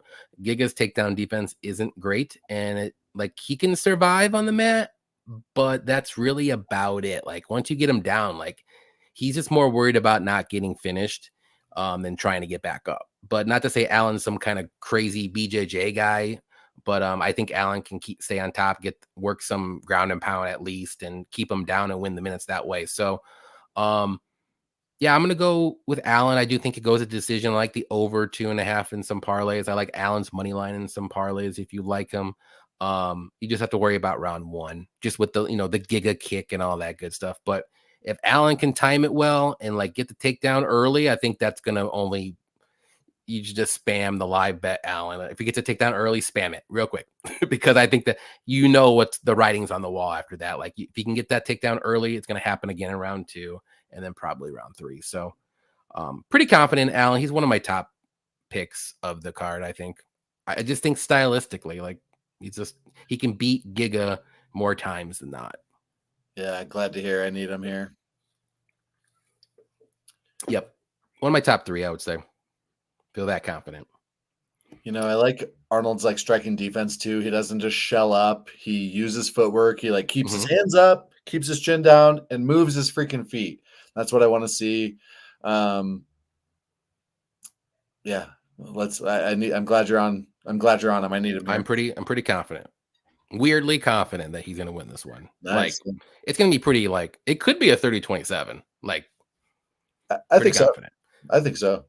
He just has to like he's not one of those fighters like, man, I gotta trust his fight IQ. Like he's got good fight IQ. So Cody versus Johnny. Cody inside the distance -750. Man, that line keeps jumping. I got on it -650. I hammered it. -650. Hammered it. Now he's making sense. Yeah, maybe. If Caceres had power, he could finish Giga 100%. Great call. Well, you can say that about Cater as well. Who was that? Giga's tough as shit. Nate Brown. Johnny by flying triangle. Flying knee bar, 100%. Giga plus 3.5, -130. I think there's an opportunity where Allen can basically win all rounds. I really do. And I'm not just saying that, but -130 is not bad for a plus 3.5 spread. It really isn't. Yeah. If you're confident that Giga can win at least one, and I would probably say it's the first round. You got to hope he wins that first round. Maybe second, but he's not winning the third if it gets to the third. But he does have the finishing upside in this fight. So yeah, you got to play all the options. And remembering these London judges are out of their minds. God only knows what's. That's true too. If you're gonna do a plus 3.5 spread against a UK fighter, you better make sure that your fighter can win at least one round. You're 100% confident. That's true. Yeah. Johnny's killing it. Yeah, I'm a little nice run, but now he wants to punch me right in the balls as soon as I try a flying triangle. That's hilarious. Allen by sub or KO is plus 300. Man, Giga is so freaking tough, dude. The Cater fight told me that he is a warrior. He is a legit Georgian. Like this dude's not gonna give up. So yeah, I don't know. I kind of think it's a decision too. If you want to play a finish, I would say sub. I don't think he's going to be able to knock him out. Yeah. Unless it's on the ground, maybe ground and pound knockout, but yeah, I would go with decision though, for sure. All right, next one we got. It's going to be an interesting fight here. Interested to see what you say. Christian Leroy Duncan versus Gregory Rodrigues. Who do you like? Yeah, really fun fight. We're used to thinking of CLD as like huge in there. Gregory Rodrigues is like an inch taller, I think. Yeah, they're about the same for sure. CLD does have a reach advantage, but I think that's just something to remember here. Like this is going to be like a huge, hulking, slow, powerful robot against like a kind of nimble, fast robot, but they're both the same size. Like, CLD is not going to be towering over folks like he often is. The Ribeiro fight last time, I don't think was that impressive. I did like the round 2 takedown for Leroy there. This powerful double leg takedown. Like it was kind of promising and something we hadn't really seen out of him before. The thing about RoboCop is just super tough to predict. Like he'll be winning and then lose, or he'll be losing and then win. Yep. It's very exciting. Always. All of his fights, always exciting. Nothing better than like a back and forth kind of come from behind fight like that. And RoboCop is always that guy. So tough to be too confident. I did bet Christian Leroy at -115 for 1.15 units. And I was happy to beat some line movement. Not that means anything. It's almost like a curse for me. I swear. It's almost like a curse. You know what? Like not to cut you off or anything with the line movement. Man, whenever I feel like I gotta like if I jump on a line super early and I'm like super confident, I always lose that one. But if I just wait and like I just let the line settle and see where it goes, and then like if it goes my favor, like and I grab it, I feel like I do very well when that happens. But if it doesn't go in my favor, and I'll just stay away, and then I'm like, okay, I'm glad I stayed away because I would have lost if I did that. Yeah. Like Usman last week, the line was like a pick 'em, and I'm like, I was on Usman. I'm like, man, I should probably bet him at pick 'em. Didn't do it. Got lucky, and there was another one too. Who was it? Oh, Cody Durden. Like he started out as a favorite, ended up at plus money right before the fight. So I'm like, man, I should bet Cody Durden. I didn't do it. Got lucky again. So it's like, I don't know. I feel like waiting for me personally is just better. I don't know. Yeah, it's tough, and so those scenarios, the line movement was right. Mm-hmm. There's so many times this year where the line movement was wrong, and those are the times that are sticking out to me where I beat the line movement. Everyone agreed. Everyone's pouring in on it. I'm feeling great, and then it loses. And it was like, damn, those bookies are smarter than we thought, right? Yeah.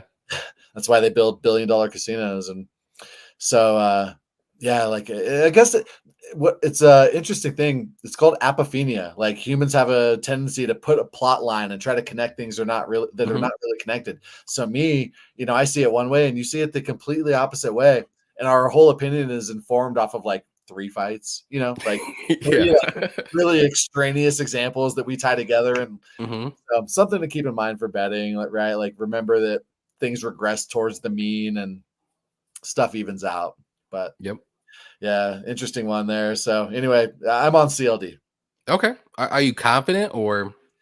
I bet him, and I don't Okay. do a whole lot of straight bets. Like maybe on a card, I usually have action on like every fight, but maybe only like 3 actual just straight bets, and then like 4 props, and then parlay overs and stuff like that. Mm-hmm. So, but it's just one unit. I'm pretty confident here, though. I think he's Okay. just going to out technique him. He's got the nice oblique kicks. I think he's just better at distance. Robocop, could be getting pieced up and then blast him. We all know that, right? But I think he's going to get pieced up and not blast him. Okay. Yeah, I do think this will be a close fight. I agree with you. I think Duncan will be the more technical striker, if you want to say. But the power advantage will probably go to Rodrigues. I also think the grappling and wrestling will go to Rodrigues too. The only thing with that though, with Rodrigues, if he does use it a decent amount, he does like gas out a little bit more. I noticed. But he does have that in his back pocket. Yeah, this is such a close fight. I'm going with Rodrigues though as a pick. I don't have a bet. That's why I was asking how confident you were. I'm not super confident, but I just think I know we've seen Rodrigues get chinned like by Bruno Ferreira, and that wasn't the greatest look. But man, that dude, like he is so freaking tough. Like, yeah, he got chinned a couple times. He got knocked out against Dushko a long time ago or whatever it was. But man, I think if there is going to be a finish, I do believe it could be Rodrigues. Maybe he can get a rear naked choke. Maybe he can get, a counter left hook that knocks out Duncan or at least stuns him, and whatever happens. But yeah, I mean, I was kind of looking at the over 1.5 in this fight if I wanted to play something. Because it's at minus 145 now. It was minus 135 earlier in the week. But now it's kind of getting a little bit. I'm like, I don't really like it too much now. But I like that because I'm on CLD. If you're on Robocop, you probably lean towards the under, maybe. Yeah, right? that's why I was just like, But I do think this is going to be a fun fight, though. I'm interested to see what happens here. Again, I was going to wait on this line as well because a UK fighter. I'm going to see where this line goes. If it gets a little out of hand, maybe I'll jump at it. But yeah, I'm not super confident again, though. But I'm just going to go with the guy who I think is more dangerous in this fight. Again, if it's a close fight, I always look at that. I'm like, who's more dangerous? Okay, I'm going to go with him because I think there's a little bit more opportunities for him to win depending on the situation. That's interesting. I often try to coach myself to think about like if this fight goes the distance, who's going to win? Oh, okay. I do the opposite. I'm like, man, if this fight goes decision, okay, but there's 15 minutes that has to happen before that. So who do I think is more dangerous that could land the more damaging shots, which could sway the judges in the long run? Maybe not, but at least he has the opportunity to maybe get a sub. Maybe he has the opportunity to get the knockout more so. So I'm like, No, totally. I just think when we think of fights, we often think of like the most exciting potential outcomes. Yeah. Think like, all right, well, this guy's going to get the sub or this guy's going to get the KO. It's like, well, they weigh 155 pounds. It's probably not like, what if it goes to decision? Who wins then? And like, so it's just something to remember. But I think when we envision a fight, we often think of their most exciting aspects and the most exciting potential outcome, and not always the case. Yeah. You mentioned it gently there and subtly there. RoboCop's ground game. We don't ever see it, but he could absolutely just wash CLD on the ground here, get a sub. I think Rodrigues sub. I don't know if that's available yet. I don't even look at BetOnline's prop lines a lot of time. Like their money lines are often good, but the prop lines, I'm like, I'm not playing shit till. I mean, it's plus 550. Oh man, I think that's got a great opportunity. Maybe you know what? Maybe if you want to get a little bit, I don't want to say cuter, but I think if RoboCop does get a sub, it's probably early, like rounds 1 or 2. Maybe on FanDuel you can look at that and see what it is. Maybe you can get a little bit juicier odds. But I think if this fight gets to round 3, I think they're probably both gonna like try to survive, if you want to say. I don't think they're gonna try to go for it, but I think that there's gonna be violence in either rounds 1 or 2, if there's gonna be. This is a fun fight to talk about. I know. Fight to watch. I just thought of something based off things you were saying. Go ahead. Great live betting spot. If either one of these guys becomes like a plus 200 dog, fucking hammer it, because true. Oh man, RoboCop fights are just so up and down. It's true. You can look like a world beater and then all of a sudden get Bruno Ferreira, and boop, you're out. And vice versa. Exactly. Let's see what we got here. Slick. Jung Young Park had him hurt. Cheaty had him busted. You could see his skull. Yeah, right? That was wild. You know, okay, so they stopped the fight with Mayra Bueno Silva with that huge thing, but they didn't stop Rodriguez's fight. That was insane. And I think I even had a bet on Chitty that fight. I was like, how is this fight not stopped? Like right now. Like it is literally like this big. Yeah. And you could see that freaking vein, and it was so disgusting, dude. The craziest one was Jessica I versus, I think, Jennifer Maia, where Jessica I had it like right in the middle of her head, like a cyclops. And it was like this big. You got to watch it. But yeah, this is just such a fun one. I can't wait for this fight. Potential fight of the night. It could be, for sure. We got Slick Montana. What's up, Slick? He said, I actually like Giga in the spy field, as though Allen is low volume and Giga could take advantage. He can, for sure. Allen has been low volume, but man, that Holloway fight, dude, like I think that's like what changed me with him. I'm like, he's got some dog in him. I like it. Like, so, but yeah, there's been some fights that Allen hasn't looked great. What was it? The Sadiq fight? Yeah. Like that was a weird fight for him. So Giga's no bum. Like I think Giga's good. It's just he's kind of inactive a little bit. Got injured a couple times here and there. I don't know. That's just the way I'm going with. It's a tough one. The size edge, I just think, is like no one's going to realize it until stare downs, and everyone's like, oh my god, Giga's huge. Scary. I need Arnold. Giga's been training his ground with Benny. Okay, that's a good one. You got Allen. I thought no one would knock out Volk. Yeah, I kind of had a weird feeling after. I mean, I saw that with Islam, dude. I like my heart just sank. I'm like, there it is. I think that's it. It's been like that since. So I was heavy on like fight to start round 2 and stuff there. Stinks. I think I had some kind of over in that fight. Giga's getting older and barely beat a journeyman. Yeah, that's what I'm thinking too. I think the injuries might be adding up a little bit too. So no way RoboCop was born in 92. I refuse to believe it, but I got CLD in this one. Too Slick. There you go. Slick like CLD as well. Freeze, one of the sharpest dudes in the game. I always check who he has every week. Give him a follow on all platforms. Definitely. So give Free right now. UFC Bet Picks. Give him a follow. It's in the description below. His Instagram. I put his Instagram. So follow him on there. And then he also has a Patreon as well. So definitely check that out. You can get all of his picks and bets. It's fantastic. Stop depositing every week. You waiting for my sports book to give me a deposit bonus ass MFs. Whoever said 3.5 is right. I think that hits. Giga could even get the win. Okay, Giga 3.5. Yeah, I can see it. It could happen. Johnny, here's the angle. 3 amigos, 3 Sanford MMA Brazilian, all KO'd. Burns by JDM, Luque by Buckley, and now CLD KO's Robocop to complete the trifecta. The trend is your friend. Okay. Holy cow. That's wild, but I like it. Holy cow. That's a brain teaser, if you want to say, whatever you want to say. A tongue twister. That's what I was thinking of. Blood knows what's up. I got Giga. I'm just so impressed. I don't know what to say. I'm like, I know. It was wild. I was like, oh. No, but that's deep, and I like it. Rodrigues is pretty damn durable. I know, yeah. And like I said, I know he's been knocked out a couple times, but man, that dude's freaking tough as hell. Yeah. But looks like he shows damage. We might see a cut, TKO, doctor stoppage. Feel like this is a fight, submission prop. Like, shout out to like Lubacha and Liam and just the guys who are always kind of trying to think counterintuitively. Mm-hmm. We might see a submission in this fight. Like, like something crazy like this has got a wide variety of outcomes written all over it. Yep.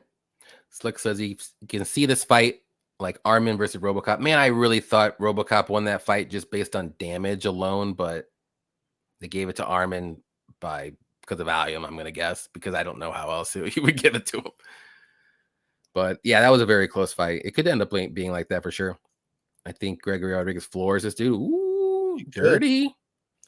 He could. I like it dirty whenever we're on the same page. Rem Dog. Robo had trouble dealing with the stance switches from Bruno Hulk.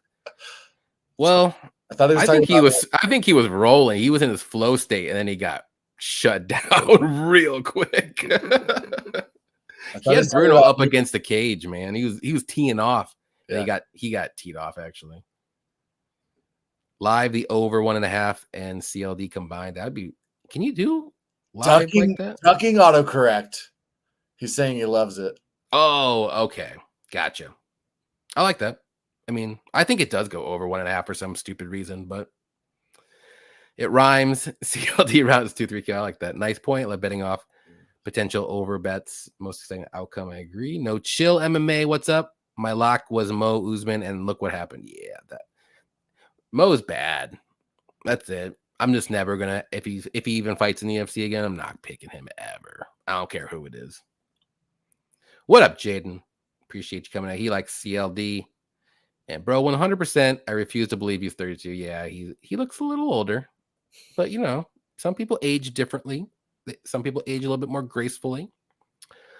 All right, we got the people's main event here. Bobby Green versus Paddy Pimblett. Man, this was another tough one for me.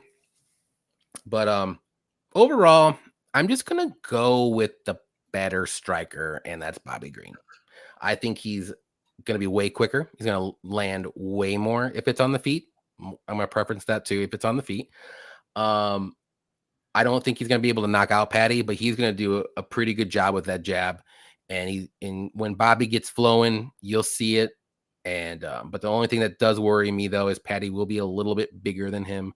I do think Paddy does struggle to get takedowns, which is weird to me because like he's actually a pretty big lightweight, like just muscular and like that size, but you look at him like, man, this guy should be able to take him down, and he just struggles all the time. But if he can get this fight to the mat, and especially if he can take the back of Bobby Green, I'll be scared for Bobby Green. But I just think Green can stuff the majority of Paddy's takedowns, and he's going to be leaps and bounds better on the feet. And it's not even close. Like it's literally not even close. Sure, Paddy can catch Bobby maybe because Paddy does have power if he lands, but like technically, it's night and day.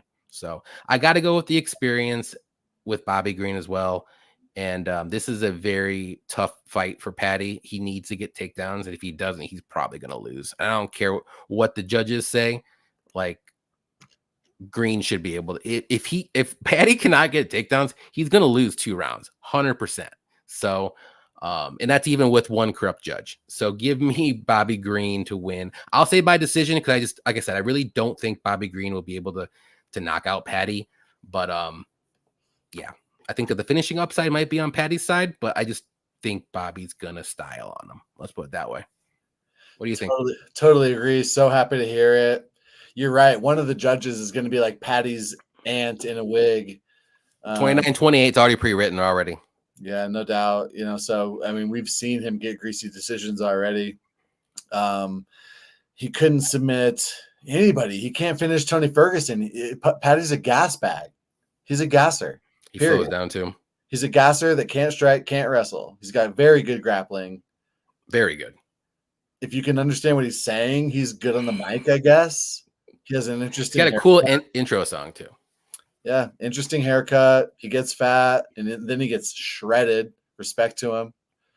I think Bobby styles on him. I was very confident in Bobby at -185, which hurts. I've got Bobby in parlays that need to, like, big, juicy parlays, like old tier 3, like old risky ones where everything's hit. Needs a couple guys.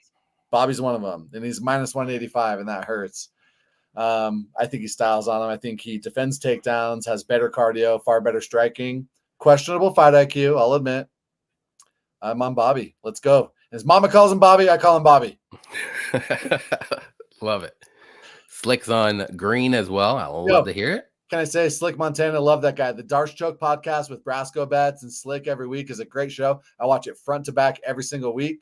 I actually mentioned the Darce Choke podcast earlier, Slick, because they said me and Johnny got a fight, and I said we could do a Darce Choke. So Slick Montana, he's a stud. The Darce Choke podcast, must watch. Yes, definitely. Definitely check him out on Instagram as well. Slick Montana, there it is.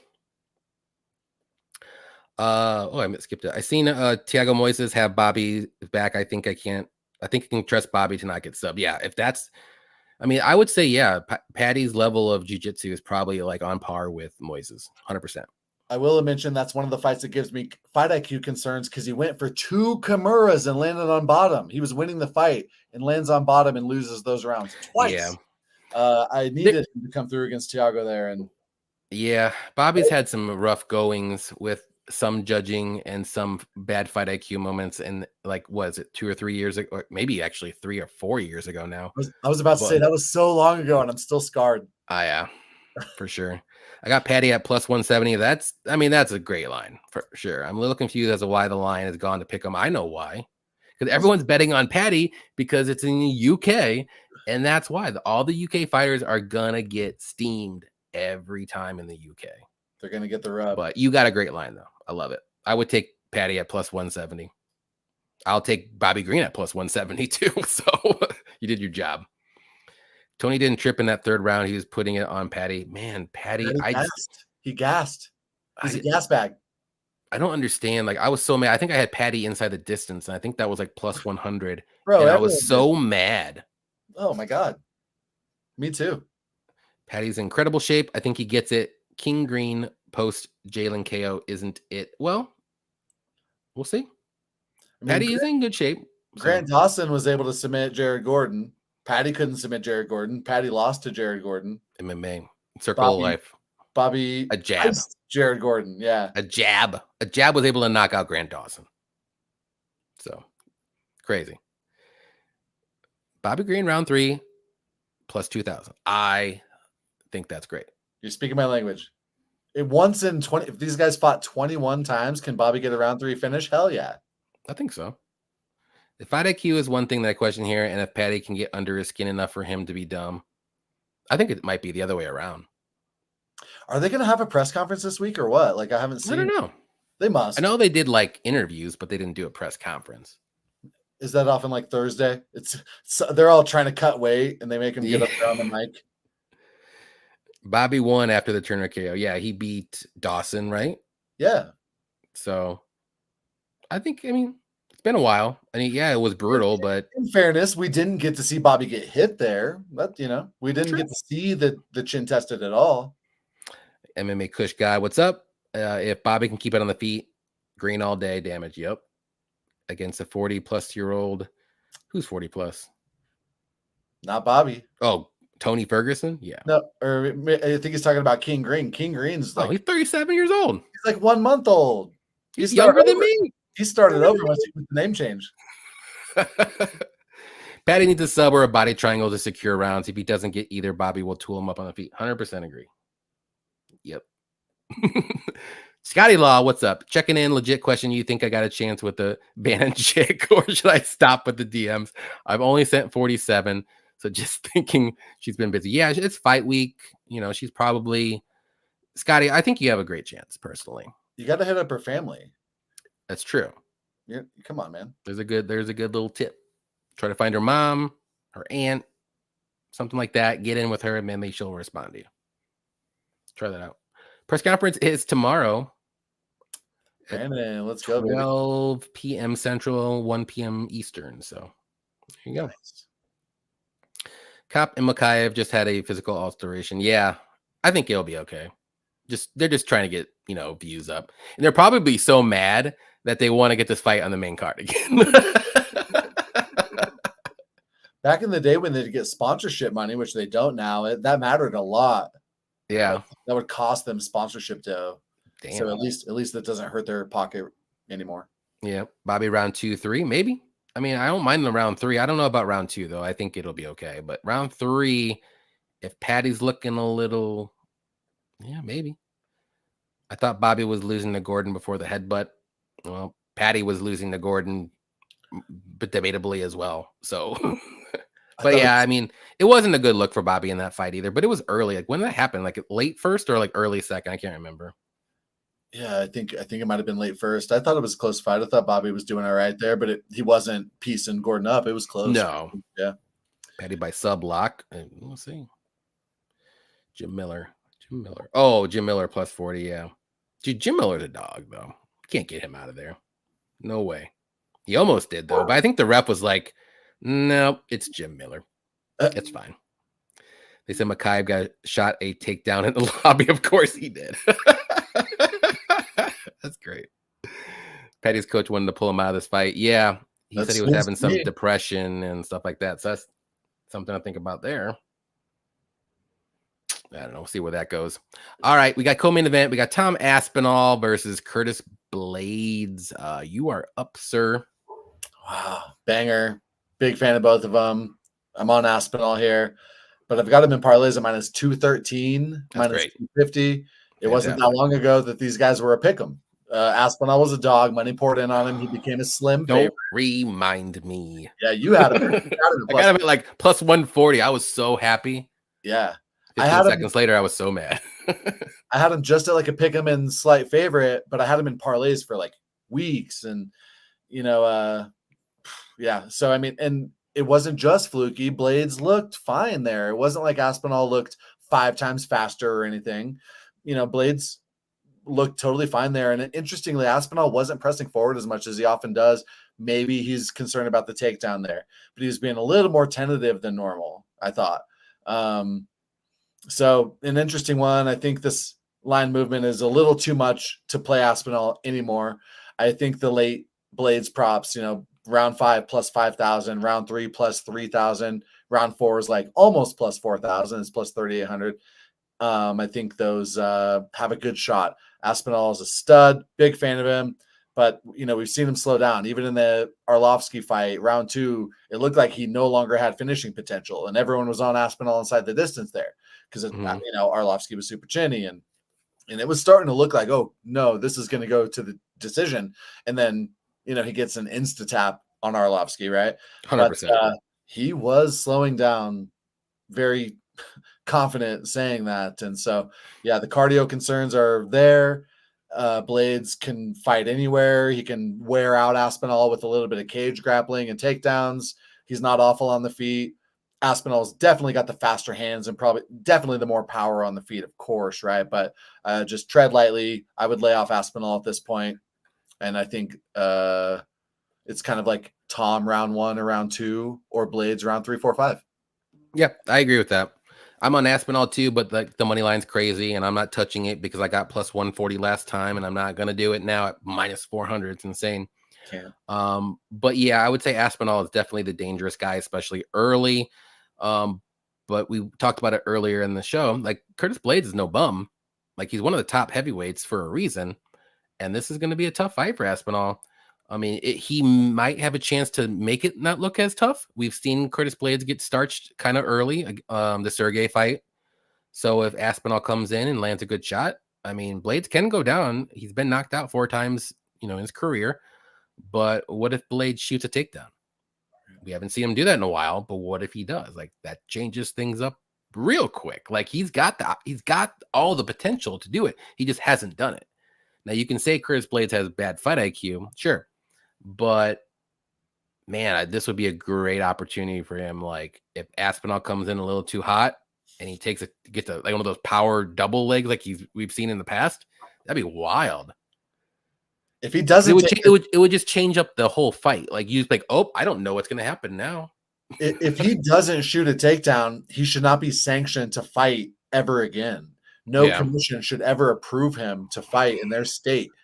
If he doesn't shoot a takedown, he needs to fire all his coaches. Yeah.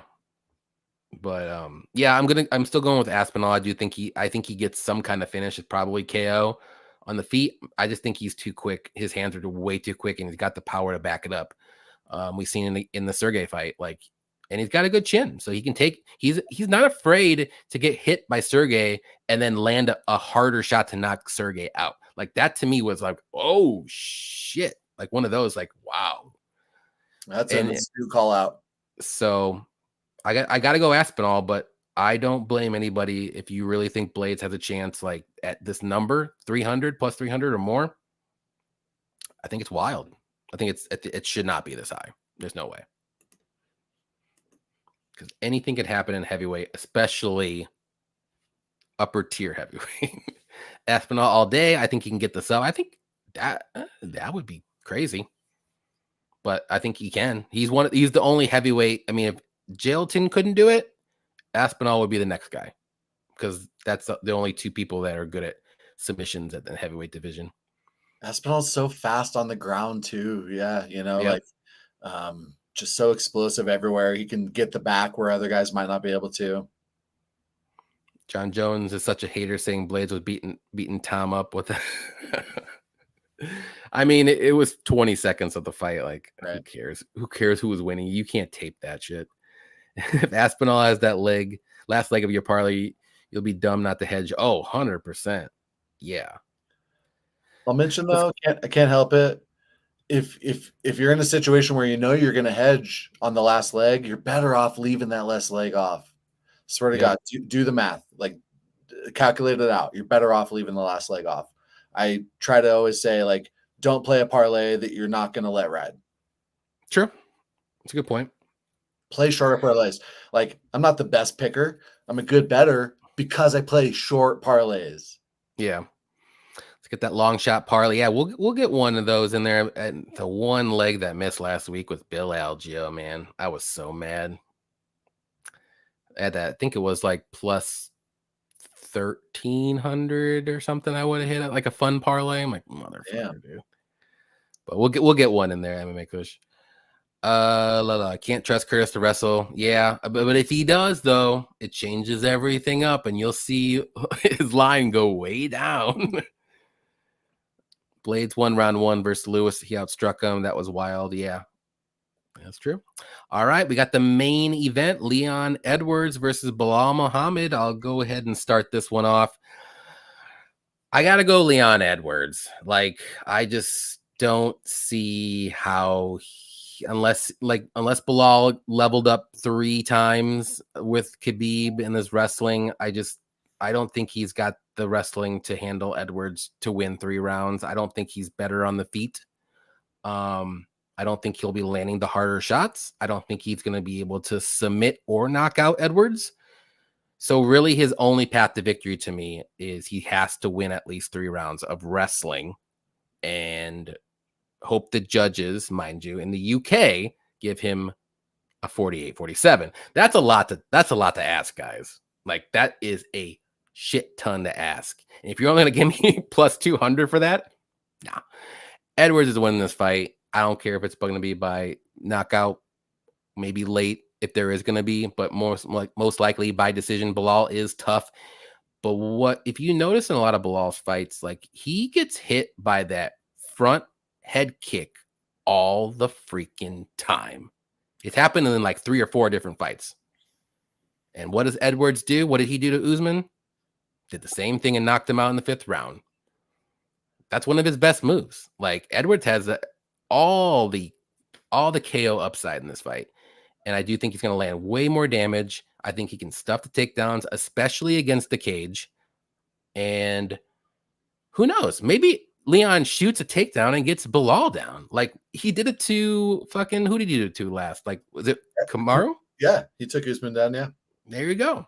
So I'm all over Edwards. He's one of my top picks. Like, I just don't see how Bilal wins. Like, unless it's a by decision, and he has to be a clear decision. It ain't going to be no split. He ain't going to win a split. No way. It has to be a clear 48, 47 or better. And I just don't see it. What do you think? I'm trying to find like the finish. Okay, so finish only prop on Leon's minus 265. I was hoping that's obviously I shouldn't have been hopeful that that'd be a sneaky look, but minus 265, you can just parlay the hell out of that. And it either that could be your last leg for every parlay, because I don't see how Bilal finishes Leon. There's no way. It either voids or hits. It's a free parlay leg. You know what I mean? It's the same as Leon's money line. True. It voids or hits for sure. Mm-hmm. You know, I do agree on Leon. I'm on Leon. I haven't had the courage to, like, for weeks, you know, that line's been available, and I'm one that's always looking for future parlay locks to include in my risky stuff.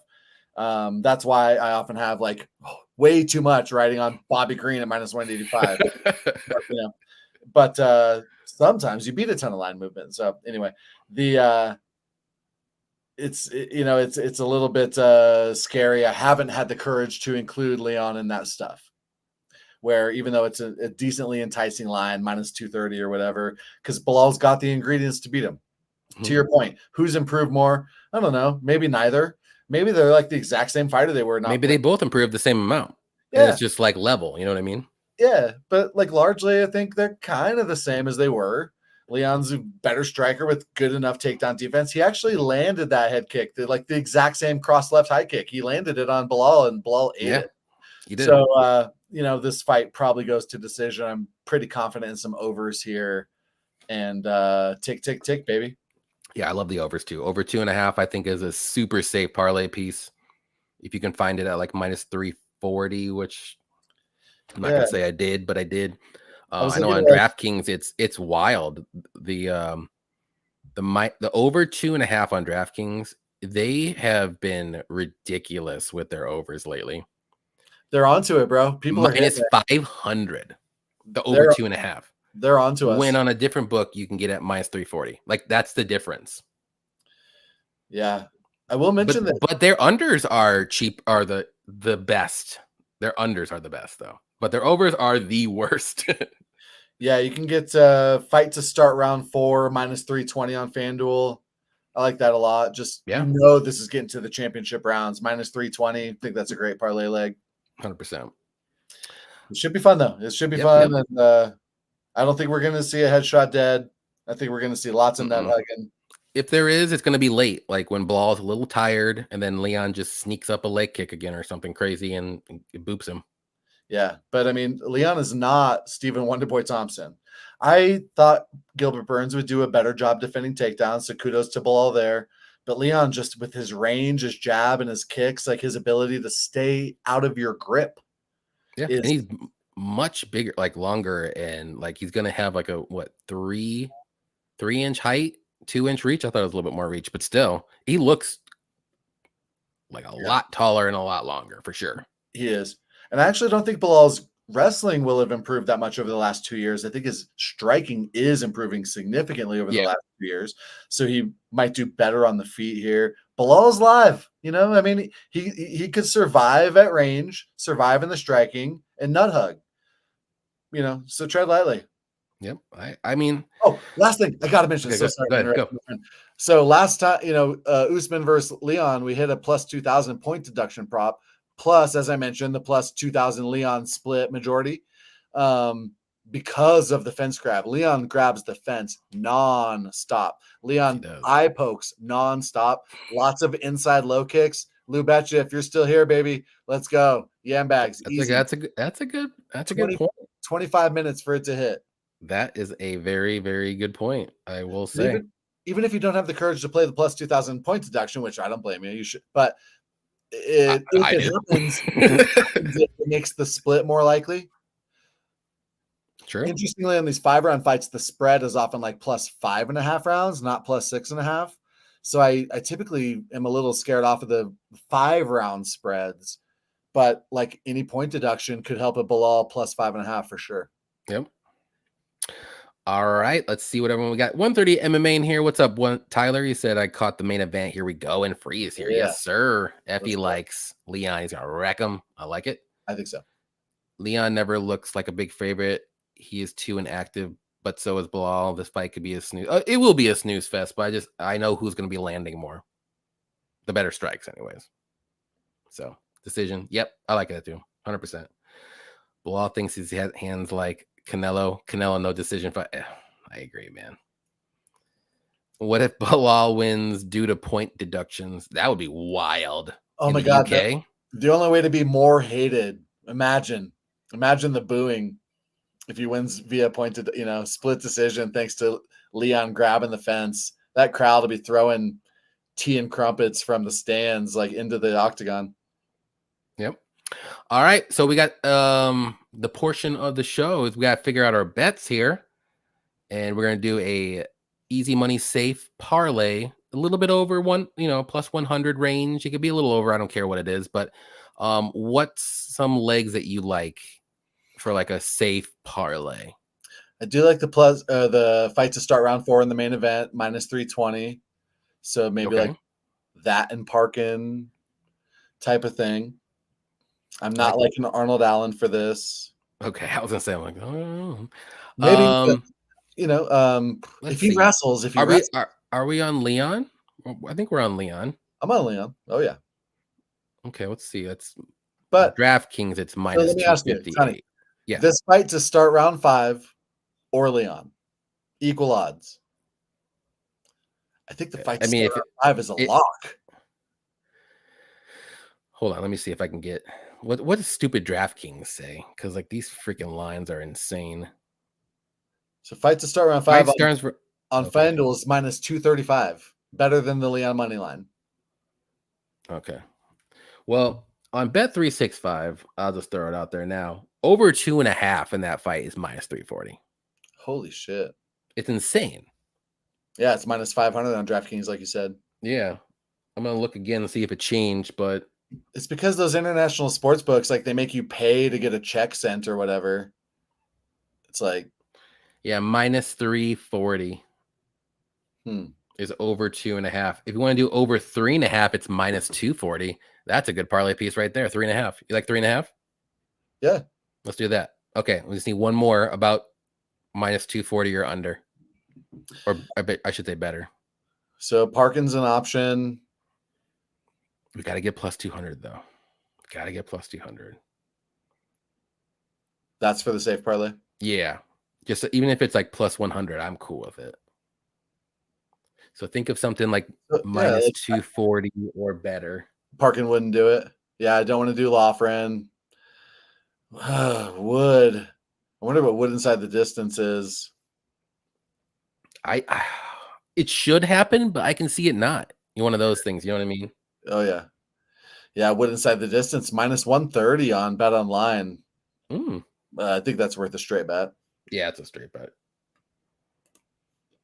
Yeah, it's tough. I wish more props were out. So normally, like my safe parlays, tier 1 parlays, they're 21-3 in this year. They're normally like 3 legs, and it would be like Elloitt and Preston Parsons starts round 2, maybe Parkin Brzeski starts round 2, that type of stuff, and then like the main event starts round 3, and that shit's hitting an 87.5% hit rate this year. What do you think about the over 1.5 in the Elloitt Parsons fight? Lock. That's minus 250. I love that. Okay. And then if we had to be a tiny bit riskier on the main event and do like fight to start round 4 or something,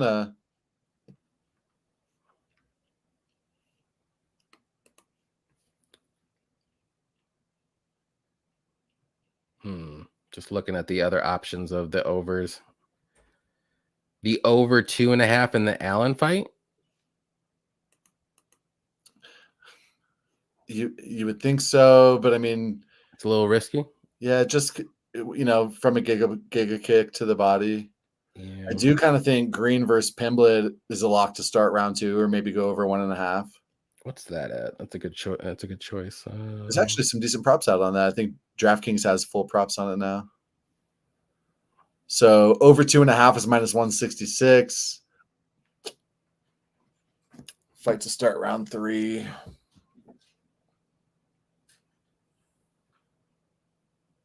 It's just crazy on Bet365 that the over 2.5 is -340. It's insane. Yeah. Overs on Green Pimblett aren't. They're pretty steamed. Yeah. I'd be down to do Parkin if you like. It's so I feel like this pushes us into a bet I wouldn't be that confident in normally. I'm thinking a Parsons over and a Bilal over.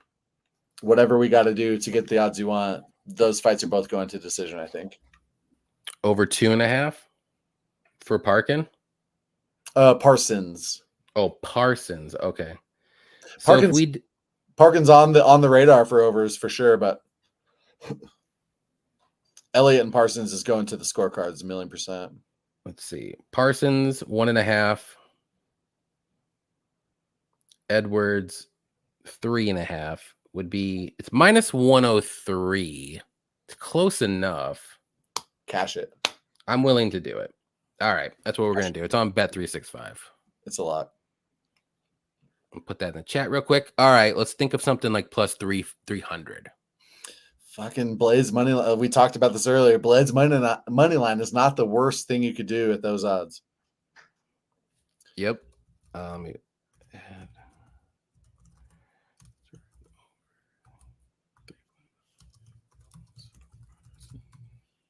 looking at odds here.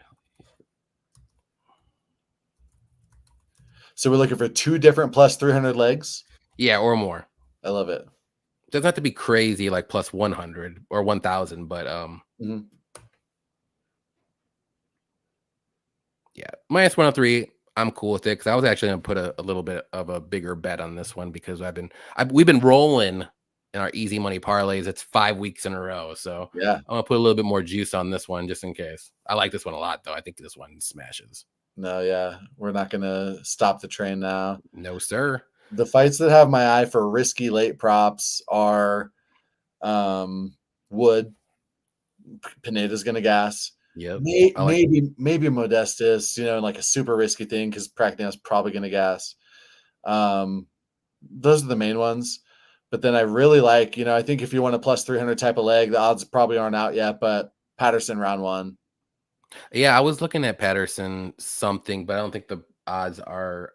What are they on Bet Online? I'm gonna look. I don't use that book, but I just look at fight odds just to see what it is. I use it. Patterson round 1 is just +125, but round 1 submission sub +4. Oh no. 200. It's +200. FanDuel is going to have that at +3 at least. I was gonna say. Usually, FanDuel is like crazy odds or props like this are always the best. Yeah. Yeah, I think I like that Patterson round 1 sub. I really think it's going to hit, like, if they fought 10 times, I think he gets a round 1 sub at least 5 times. If it was +200, I think it'd be an okay play, which is what it is on Bet Online. Yeah, Nathaniel Wood submission in rounds 2 or 3 is +550 on FanDuel. That's the one I was looking at. I'm like, it could be. Yeah, that's a good one. He's got 7 KOs, 6 subs. Pineda's gets finished all the time. Yeah. And I think he's got 9 submission losses? I think just 9 total finish losses. I could be wrong about that. That's just what I wrote down. It could be. You could be right. It is 6. Oh, yeah, you're right. 9.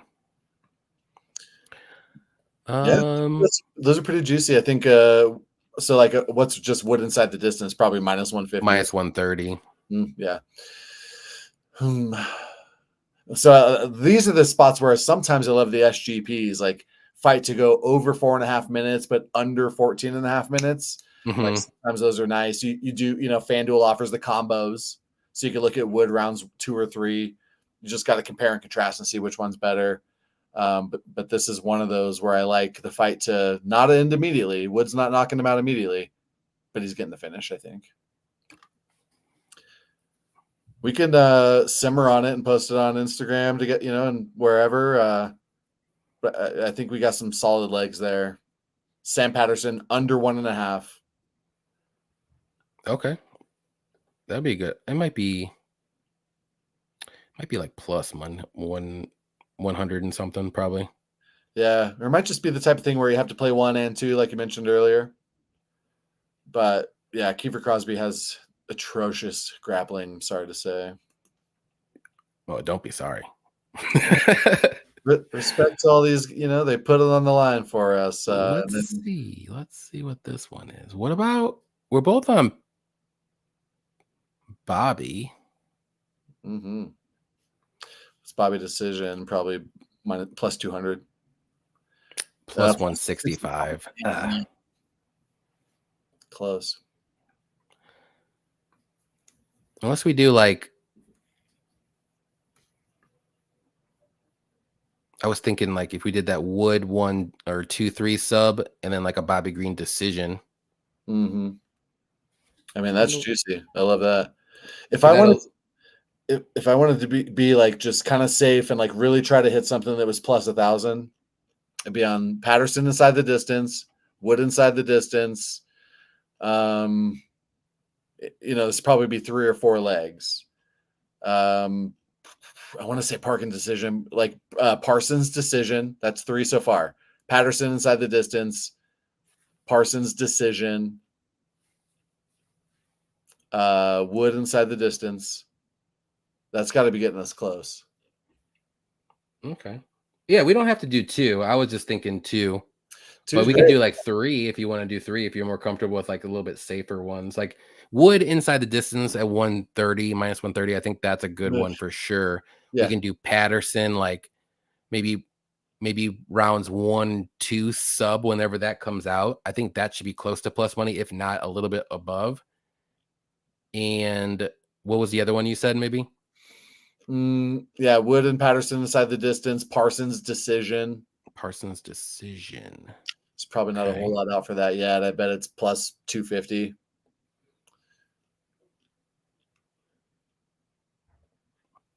Maybe worse. Plus 225.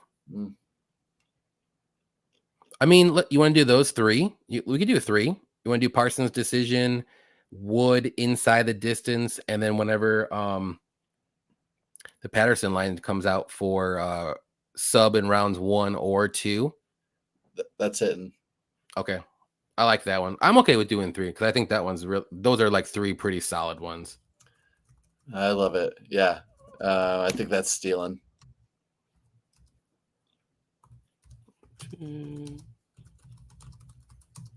Word. Yeah, I love chatting through this, and shout out to the chat. Yeah, I agree with. I was gonna say, who's that smart fella in the comments? I agree with that. It's you.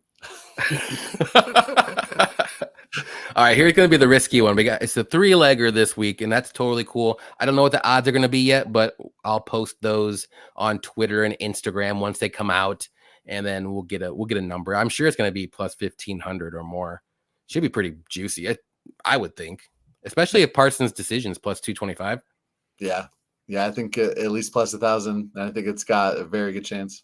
Me too. I like it. All right. Well, that is the show, boys and girls. Thanks for everybody hanging out with us. Before we leave, though, free UFC bet picks, please tell everybody who you are, where they can find you, and what you got going on. Right on. We got an Instagram and a Twitter. We're never on Twitter. Instagram, put out a decent amount of content. If you know me, you probably are from Instagram. Appreciate y'all. We have a Patreon as well. It's got a lot of great content, good write-ups with fight tape, ton of stuff, much more than bets. But the bets are pretty goated. We're doing good. We plus 100 units so far. Yeah, we're on pace to beat last year. Last year we profited 160.5, 160.5. The goal was to profit 200 units this year. I think we're just behind pace, but we're pretty much on pace. And one of the things I'm proud of is that we try to preach good habits. And folks hit me up and they're like, "Hey, I need a lock. I need to win some money this week." I'm like, "Don't bet." So we try to keep it responsible, because betting can get stressful if you're losing and you're betting money you shouldn't be losing. And we're having fun betting risky shit, crazy shit, twister props, $1 million parlays, betting the craziest, most degenerate stuff you've ever seen. And despite that, crushing it, stealing money. So there you go. But follow us on Instagram and holler if you say you watched us from Johnny's channel. If you were on this, I'll send you anything you want. My picks, anything I can do to be helpful. So holler on Instagram.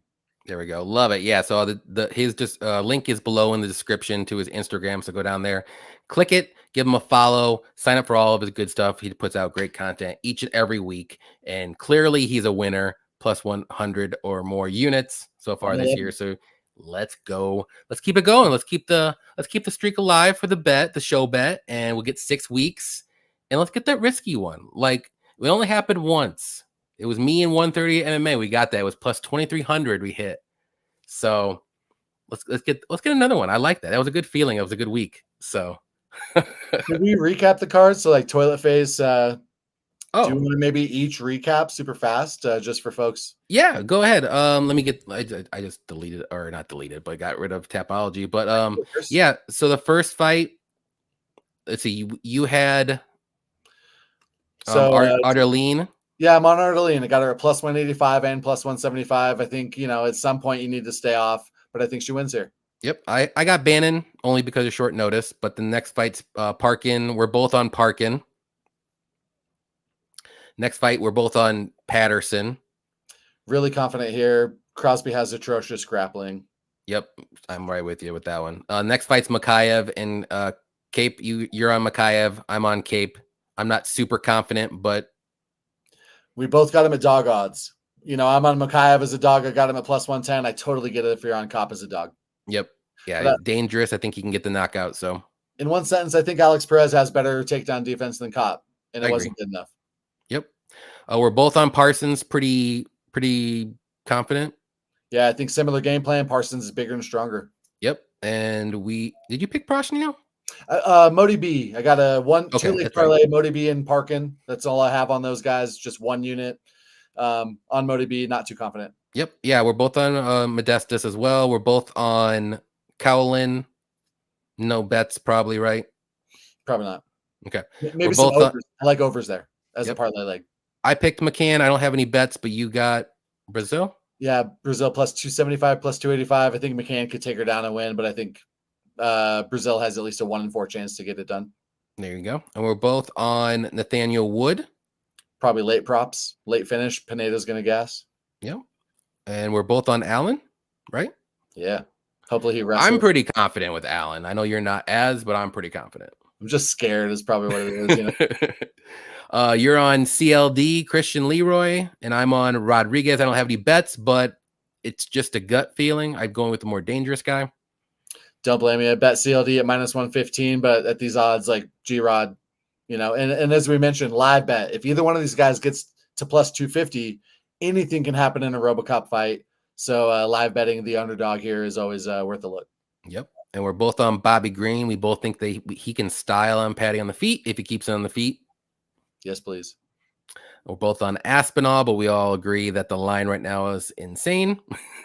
And maybe late props on Blaydes. Aspinall, some cardio concerns. Blaydes round 5 is plus 5,000. It's got a chance.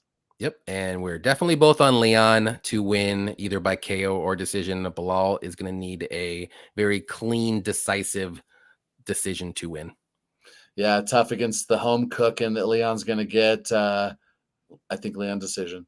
Right on, right on. So there you go. There's a recap. It's the first time we ever done that. I like that, though.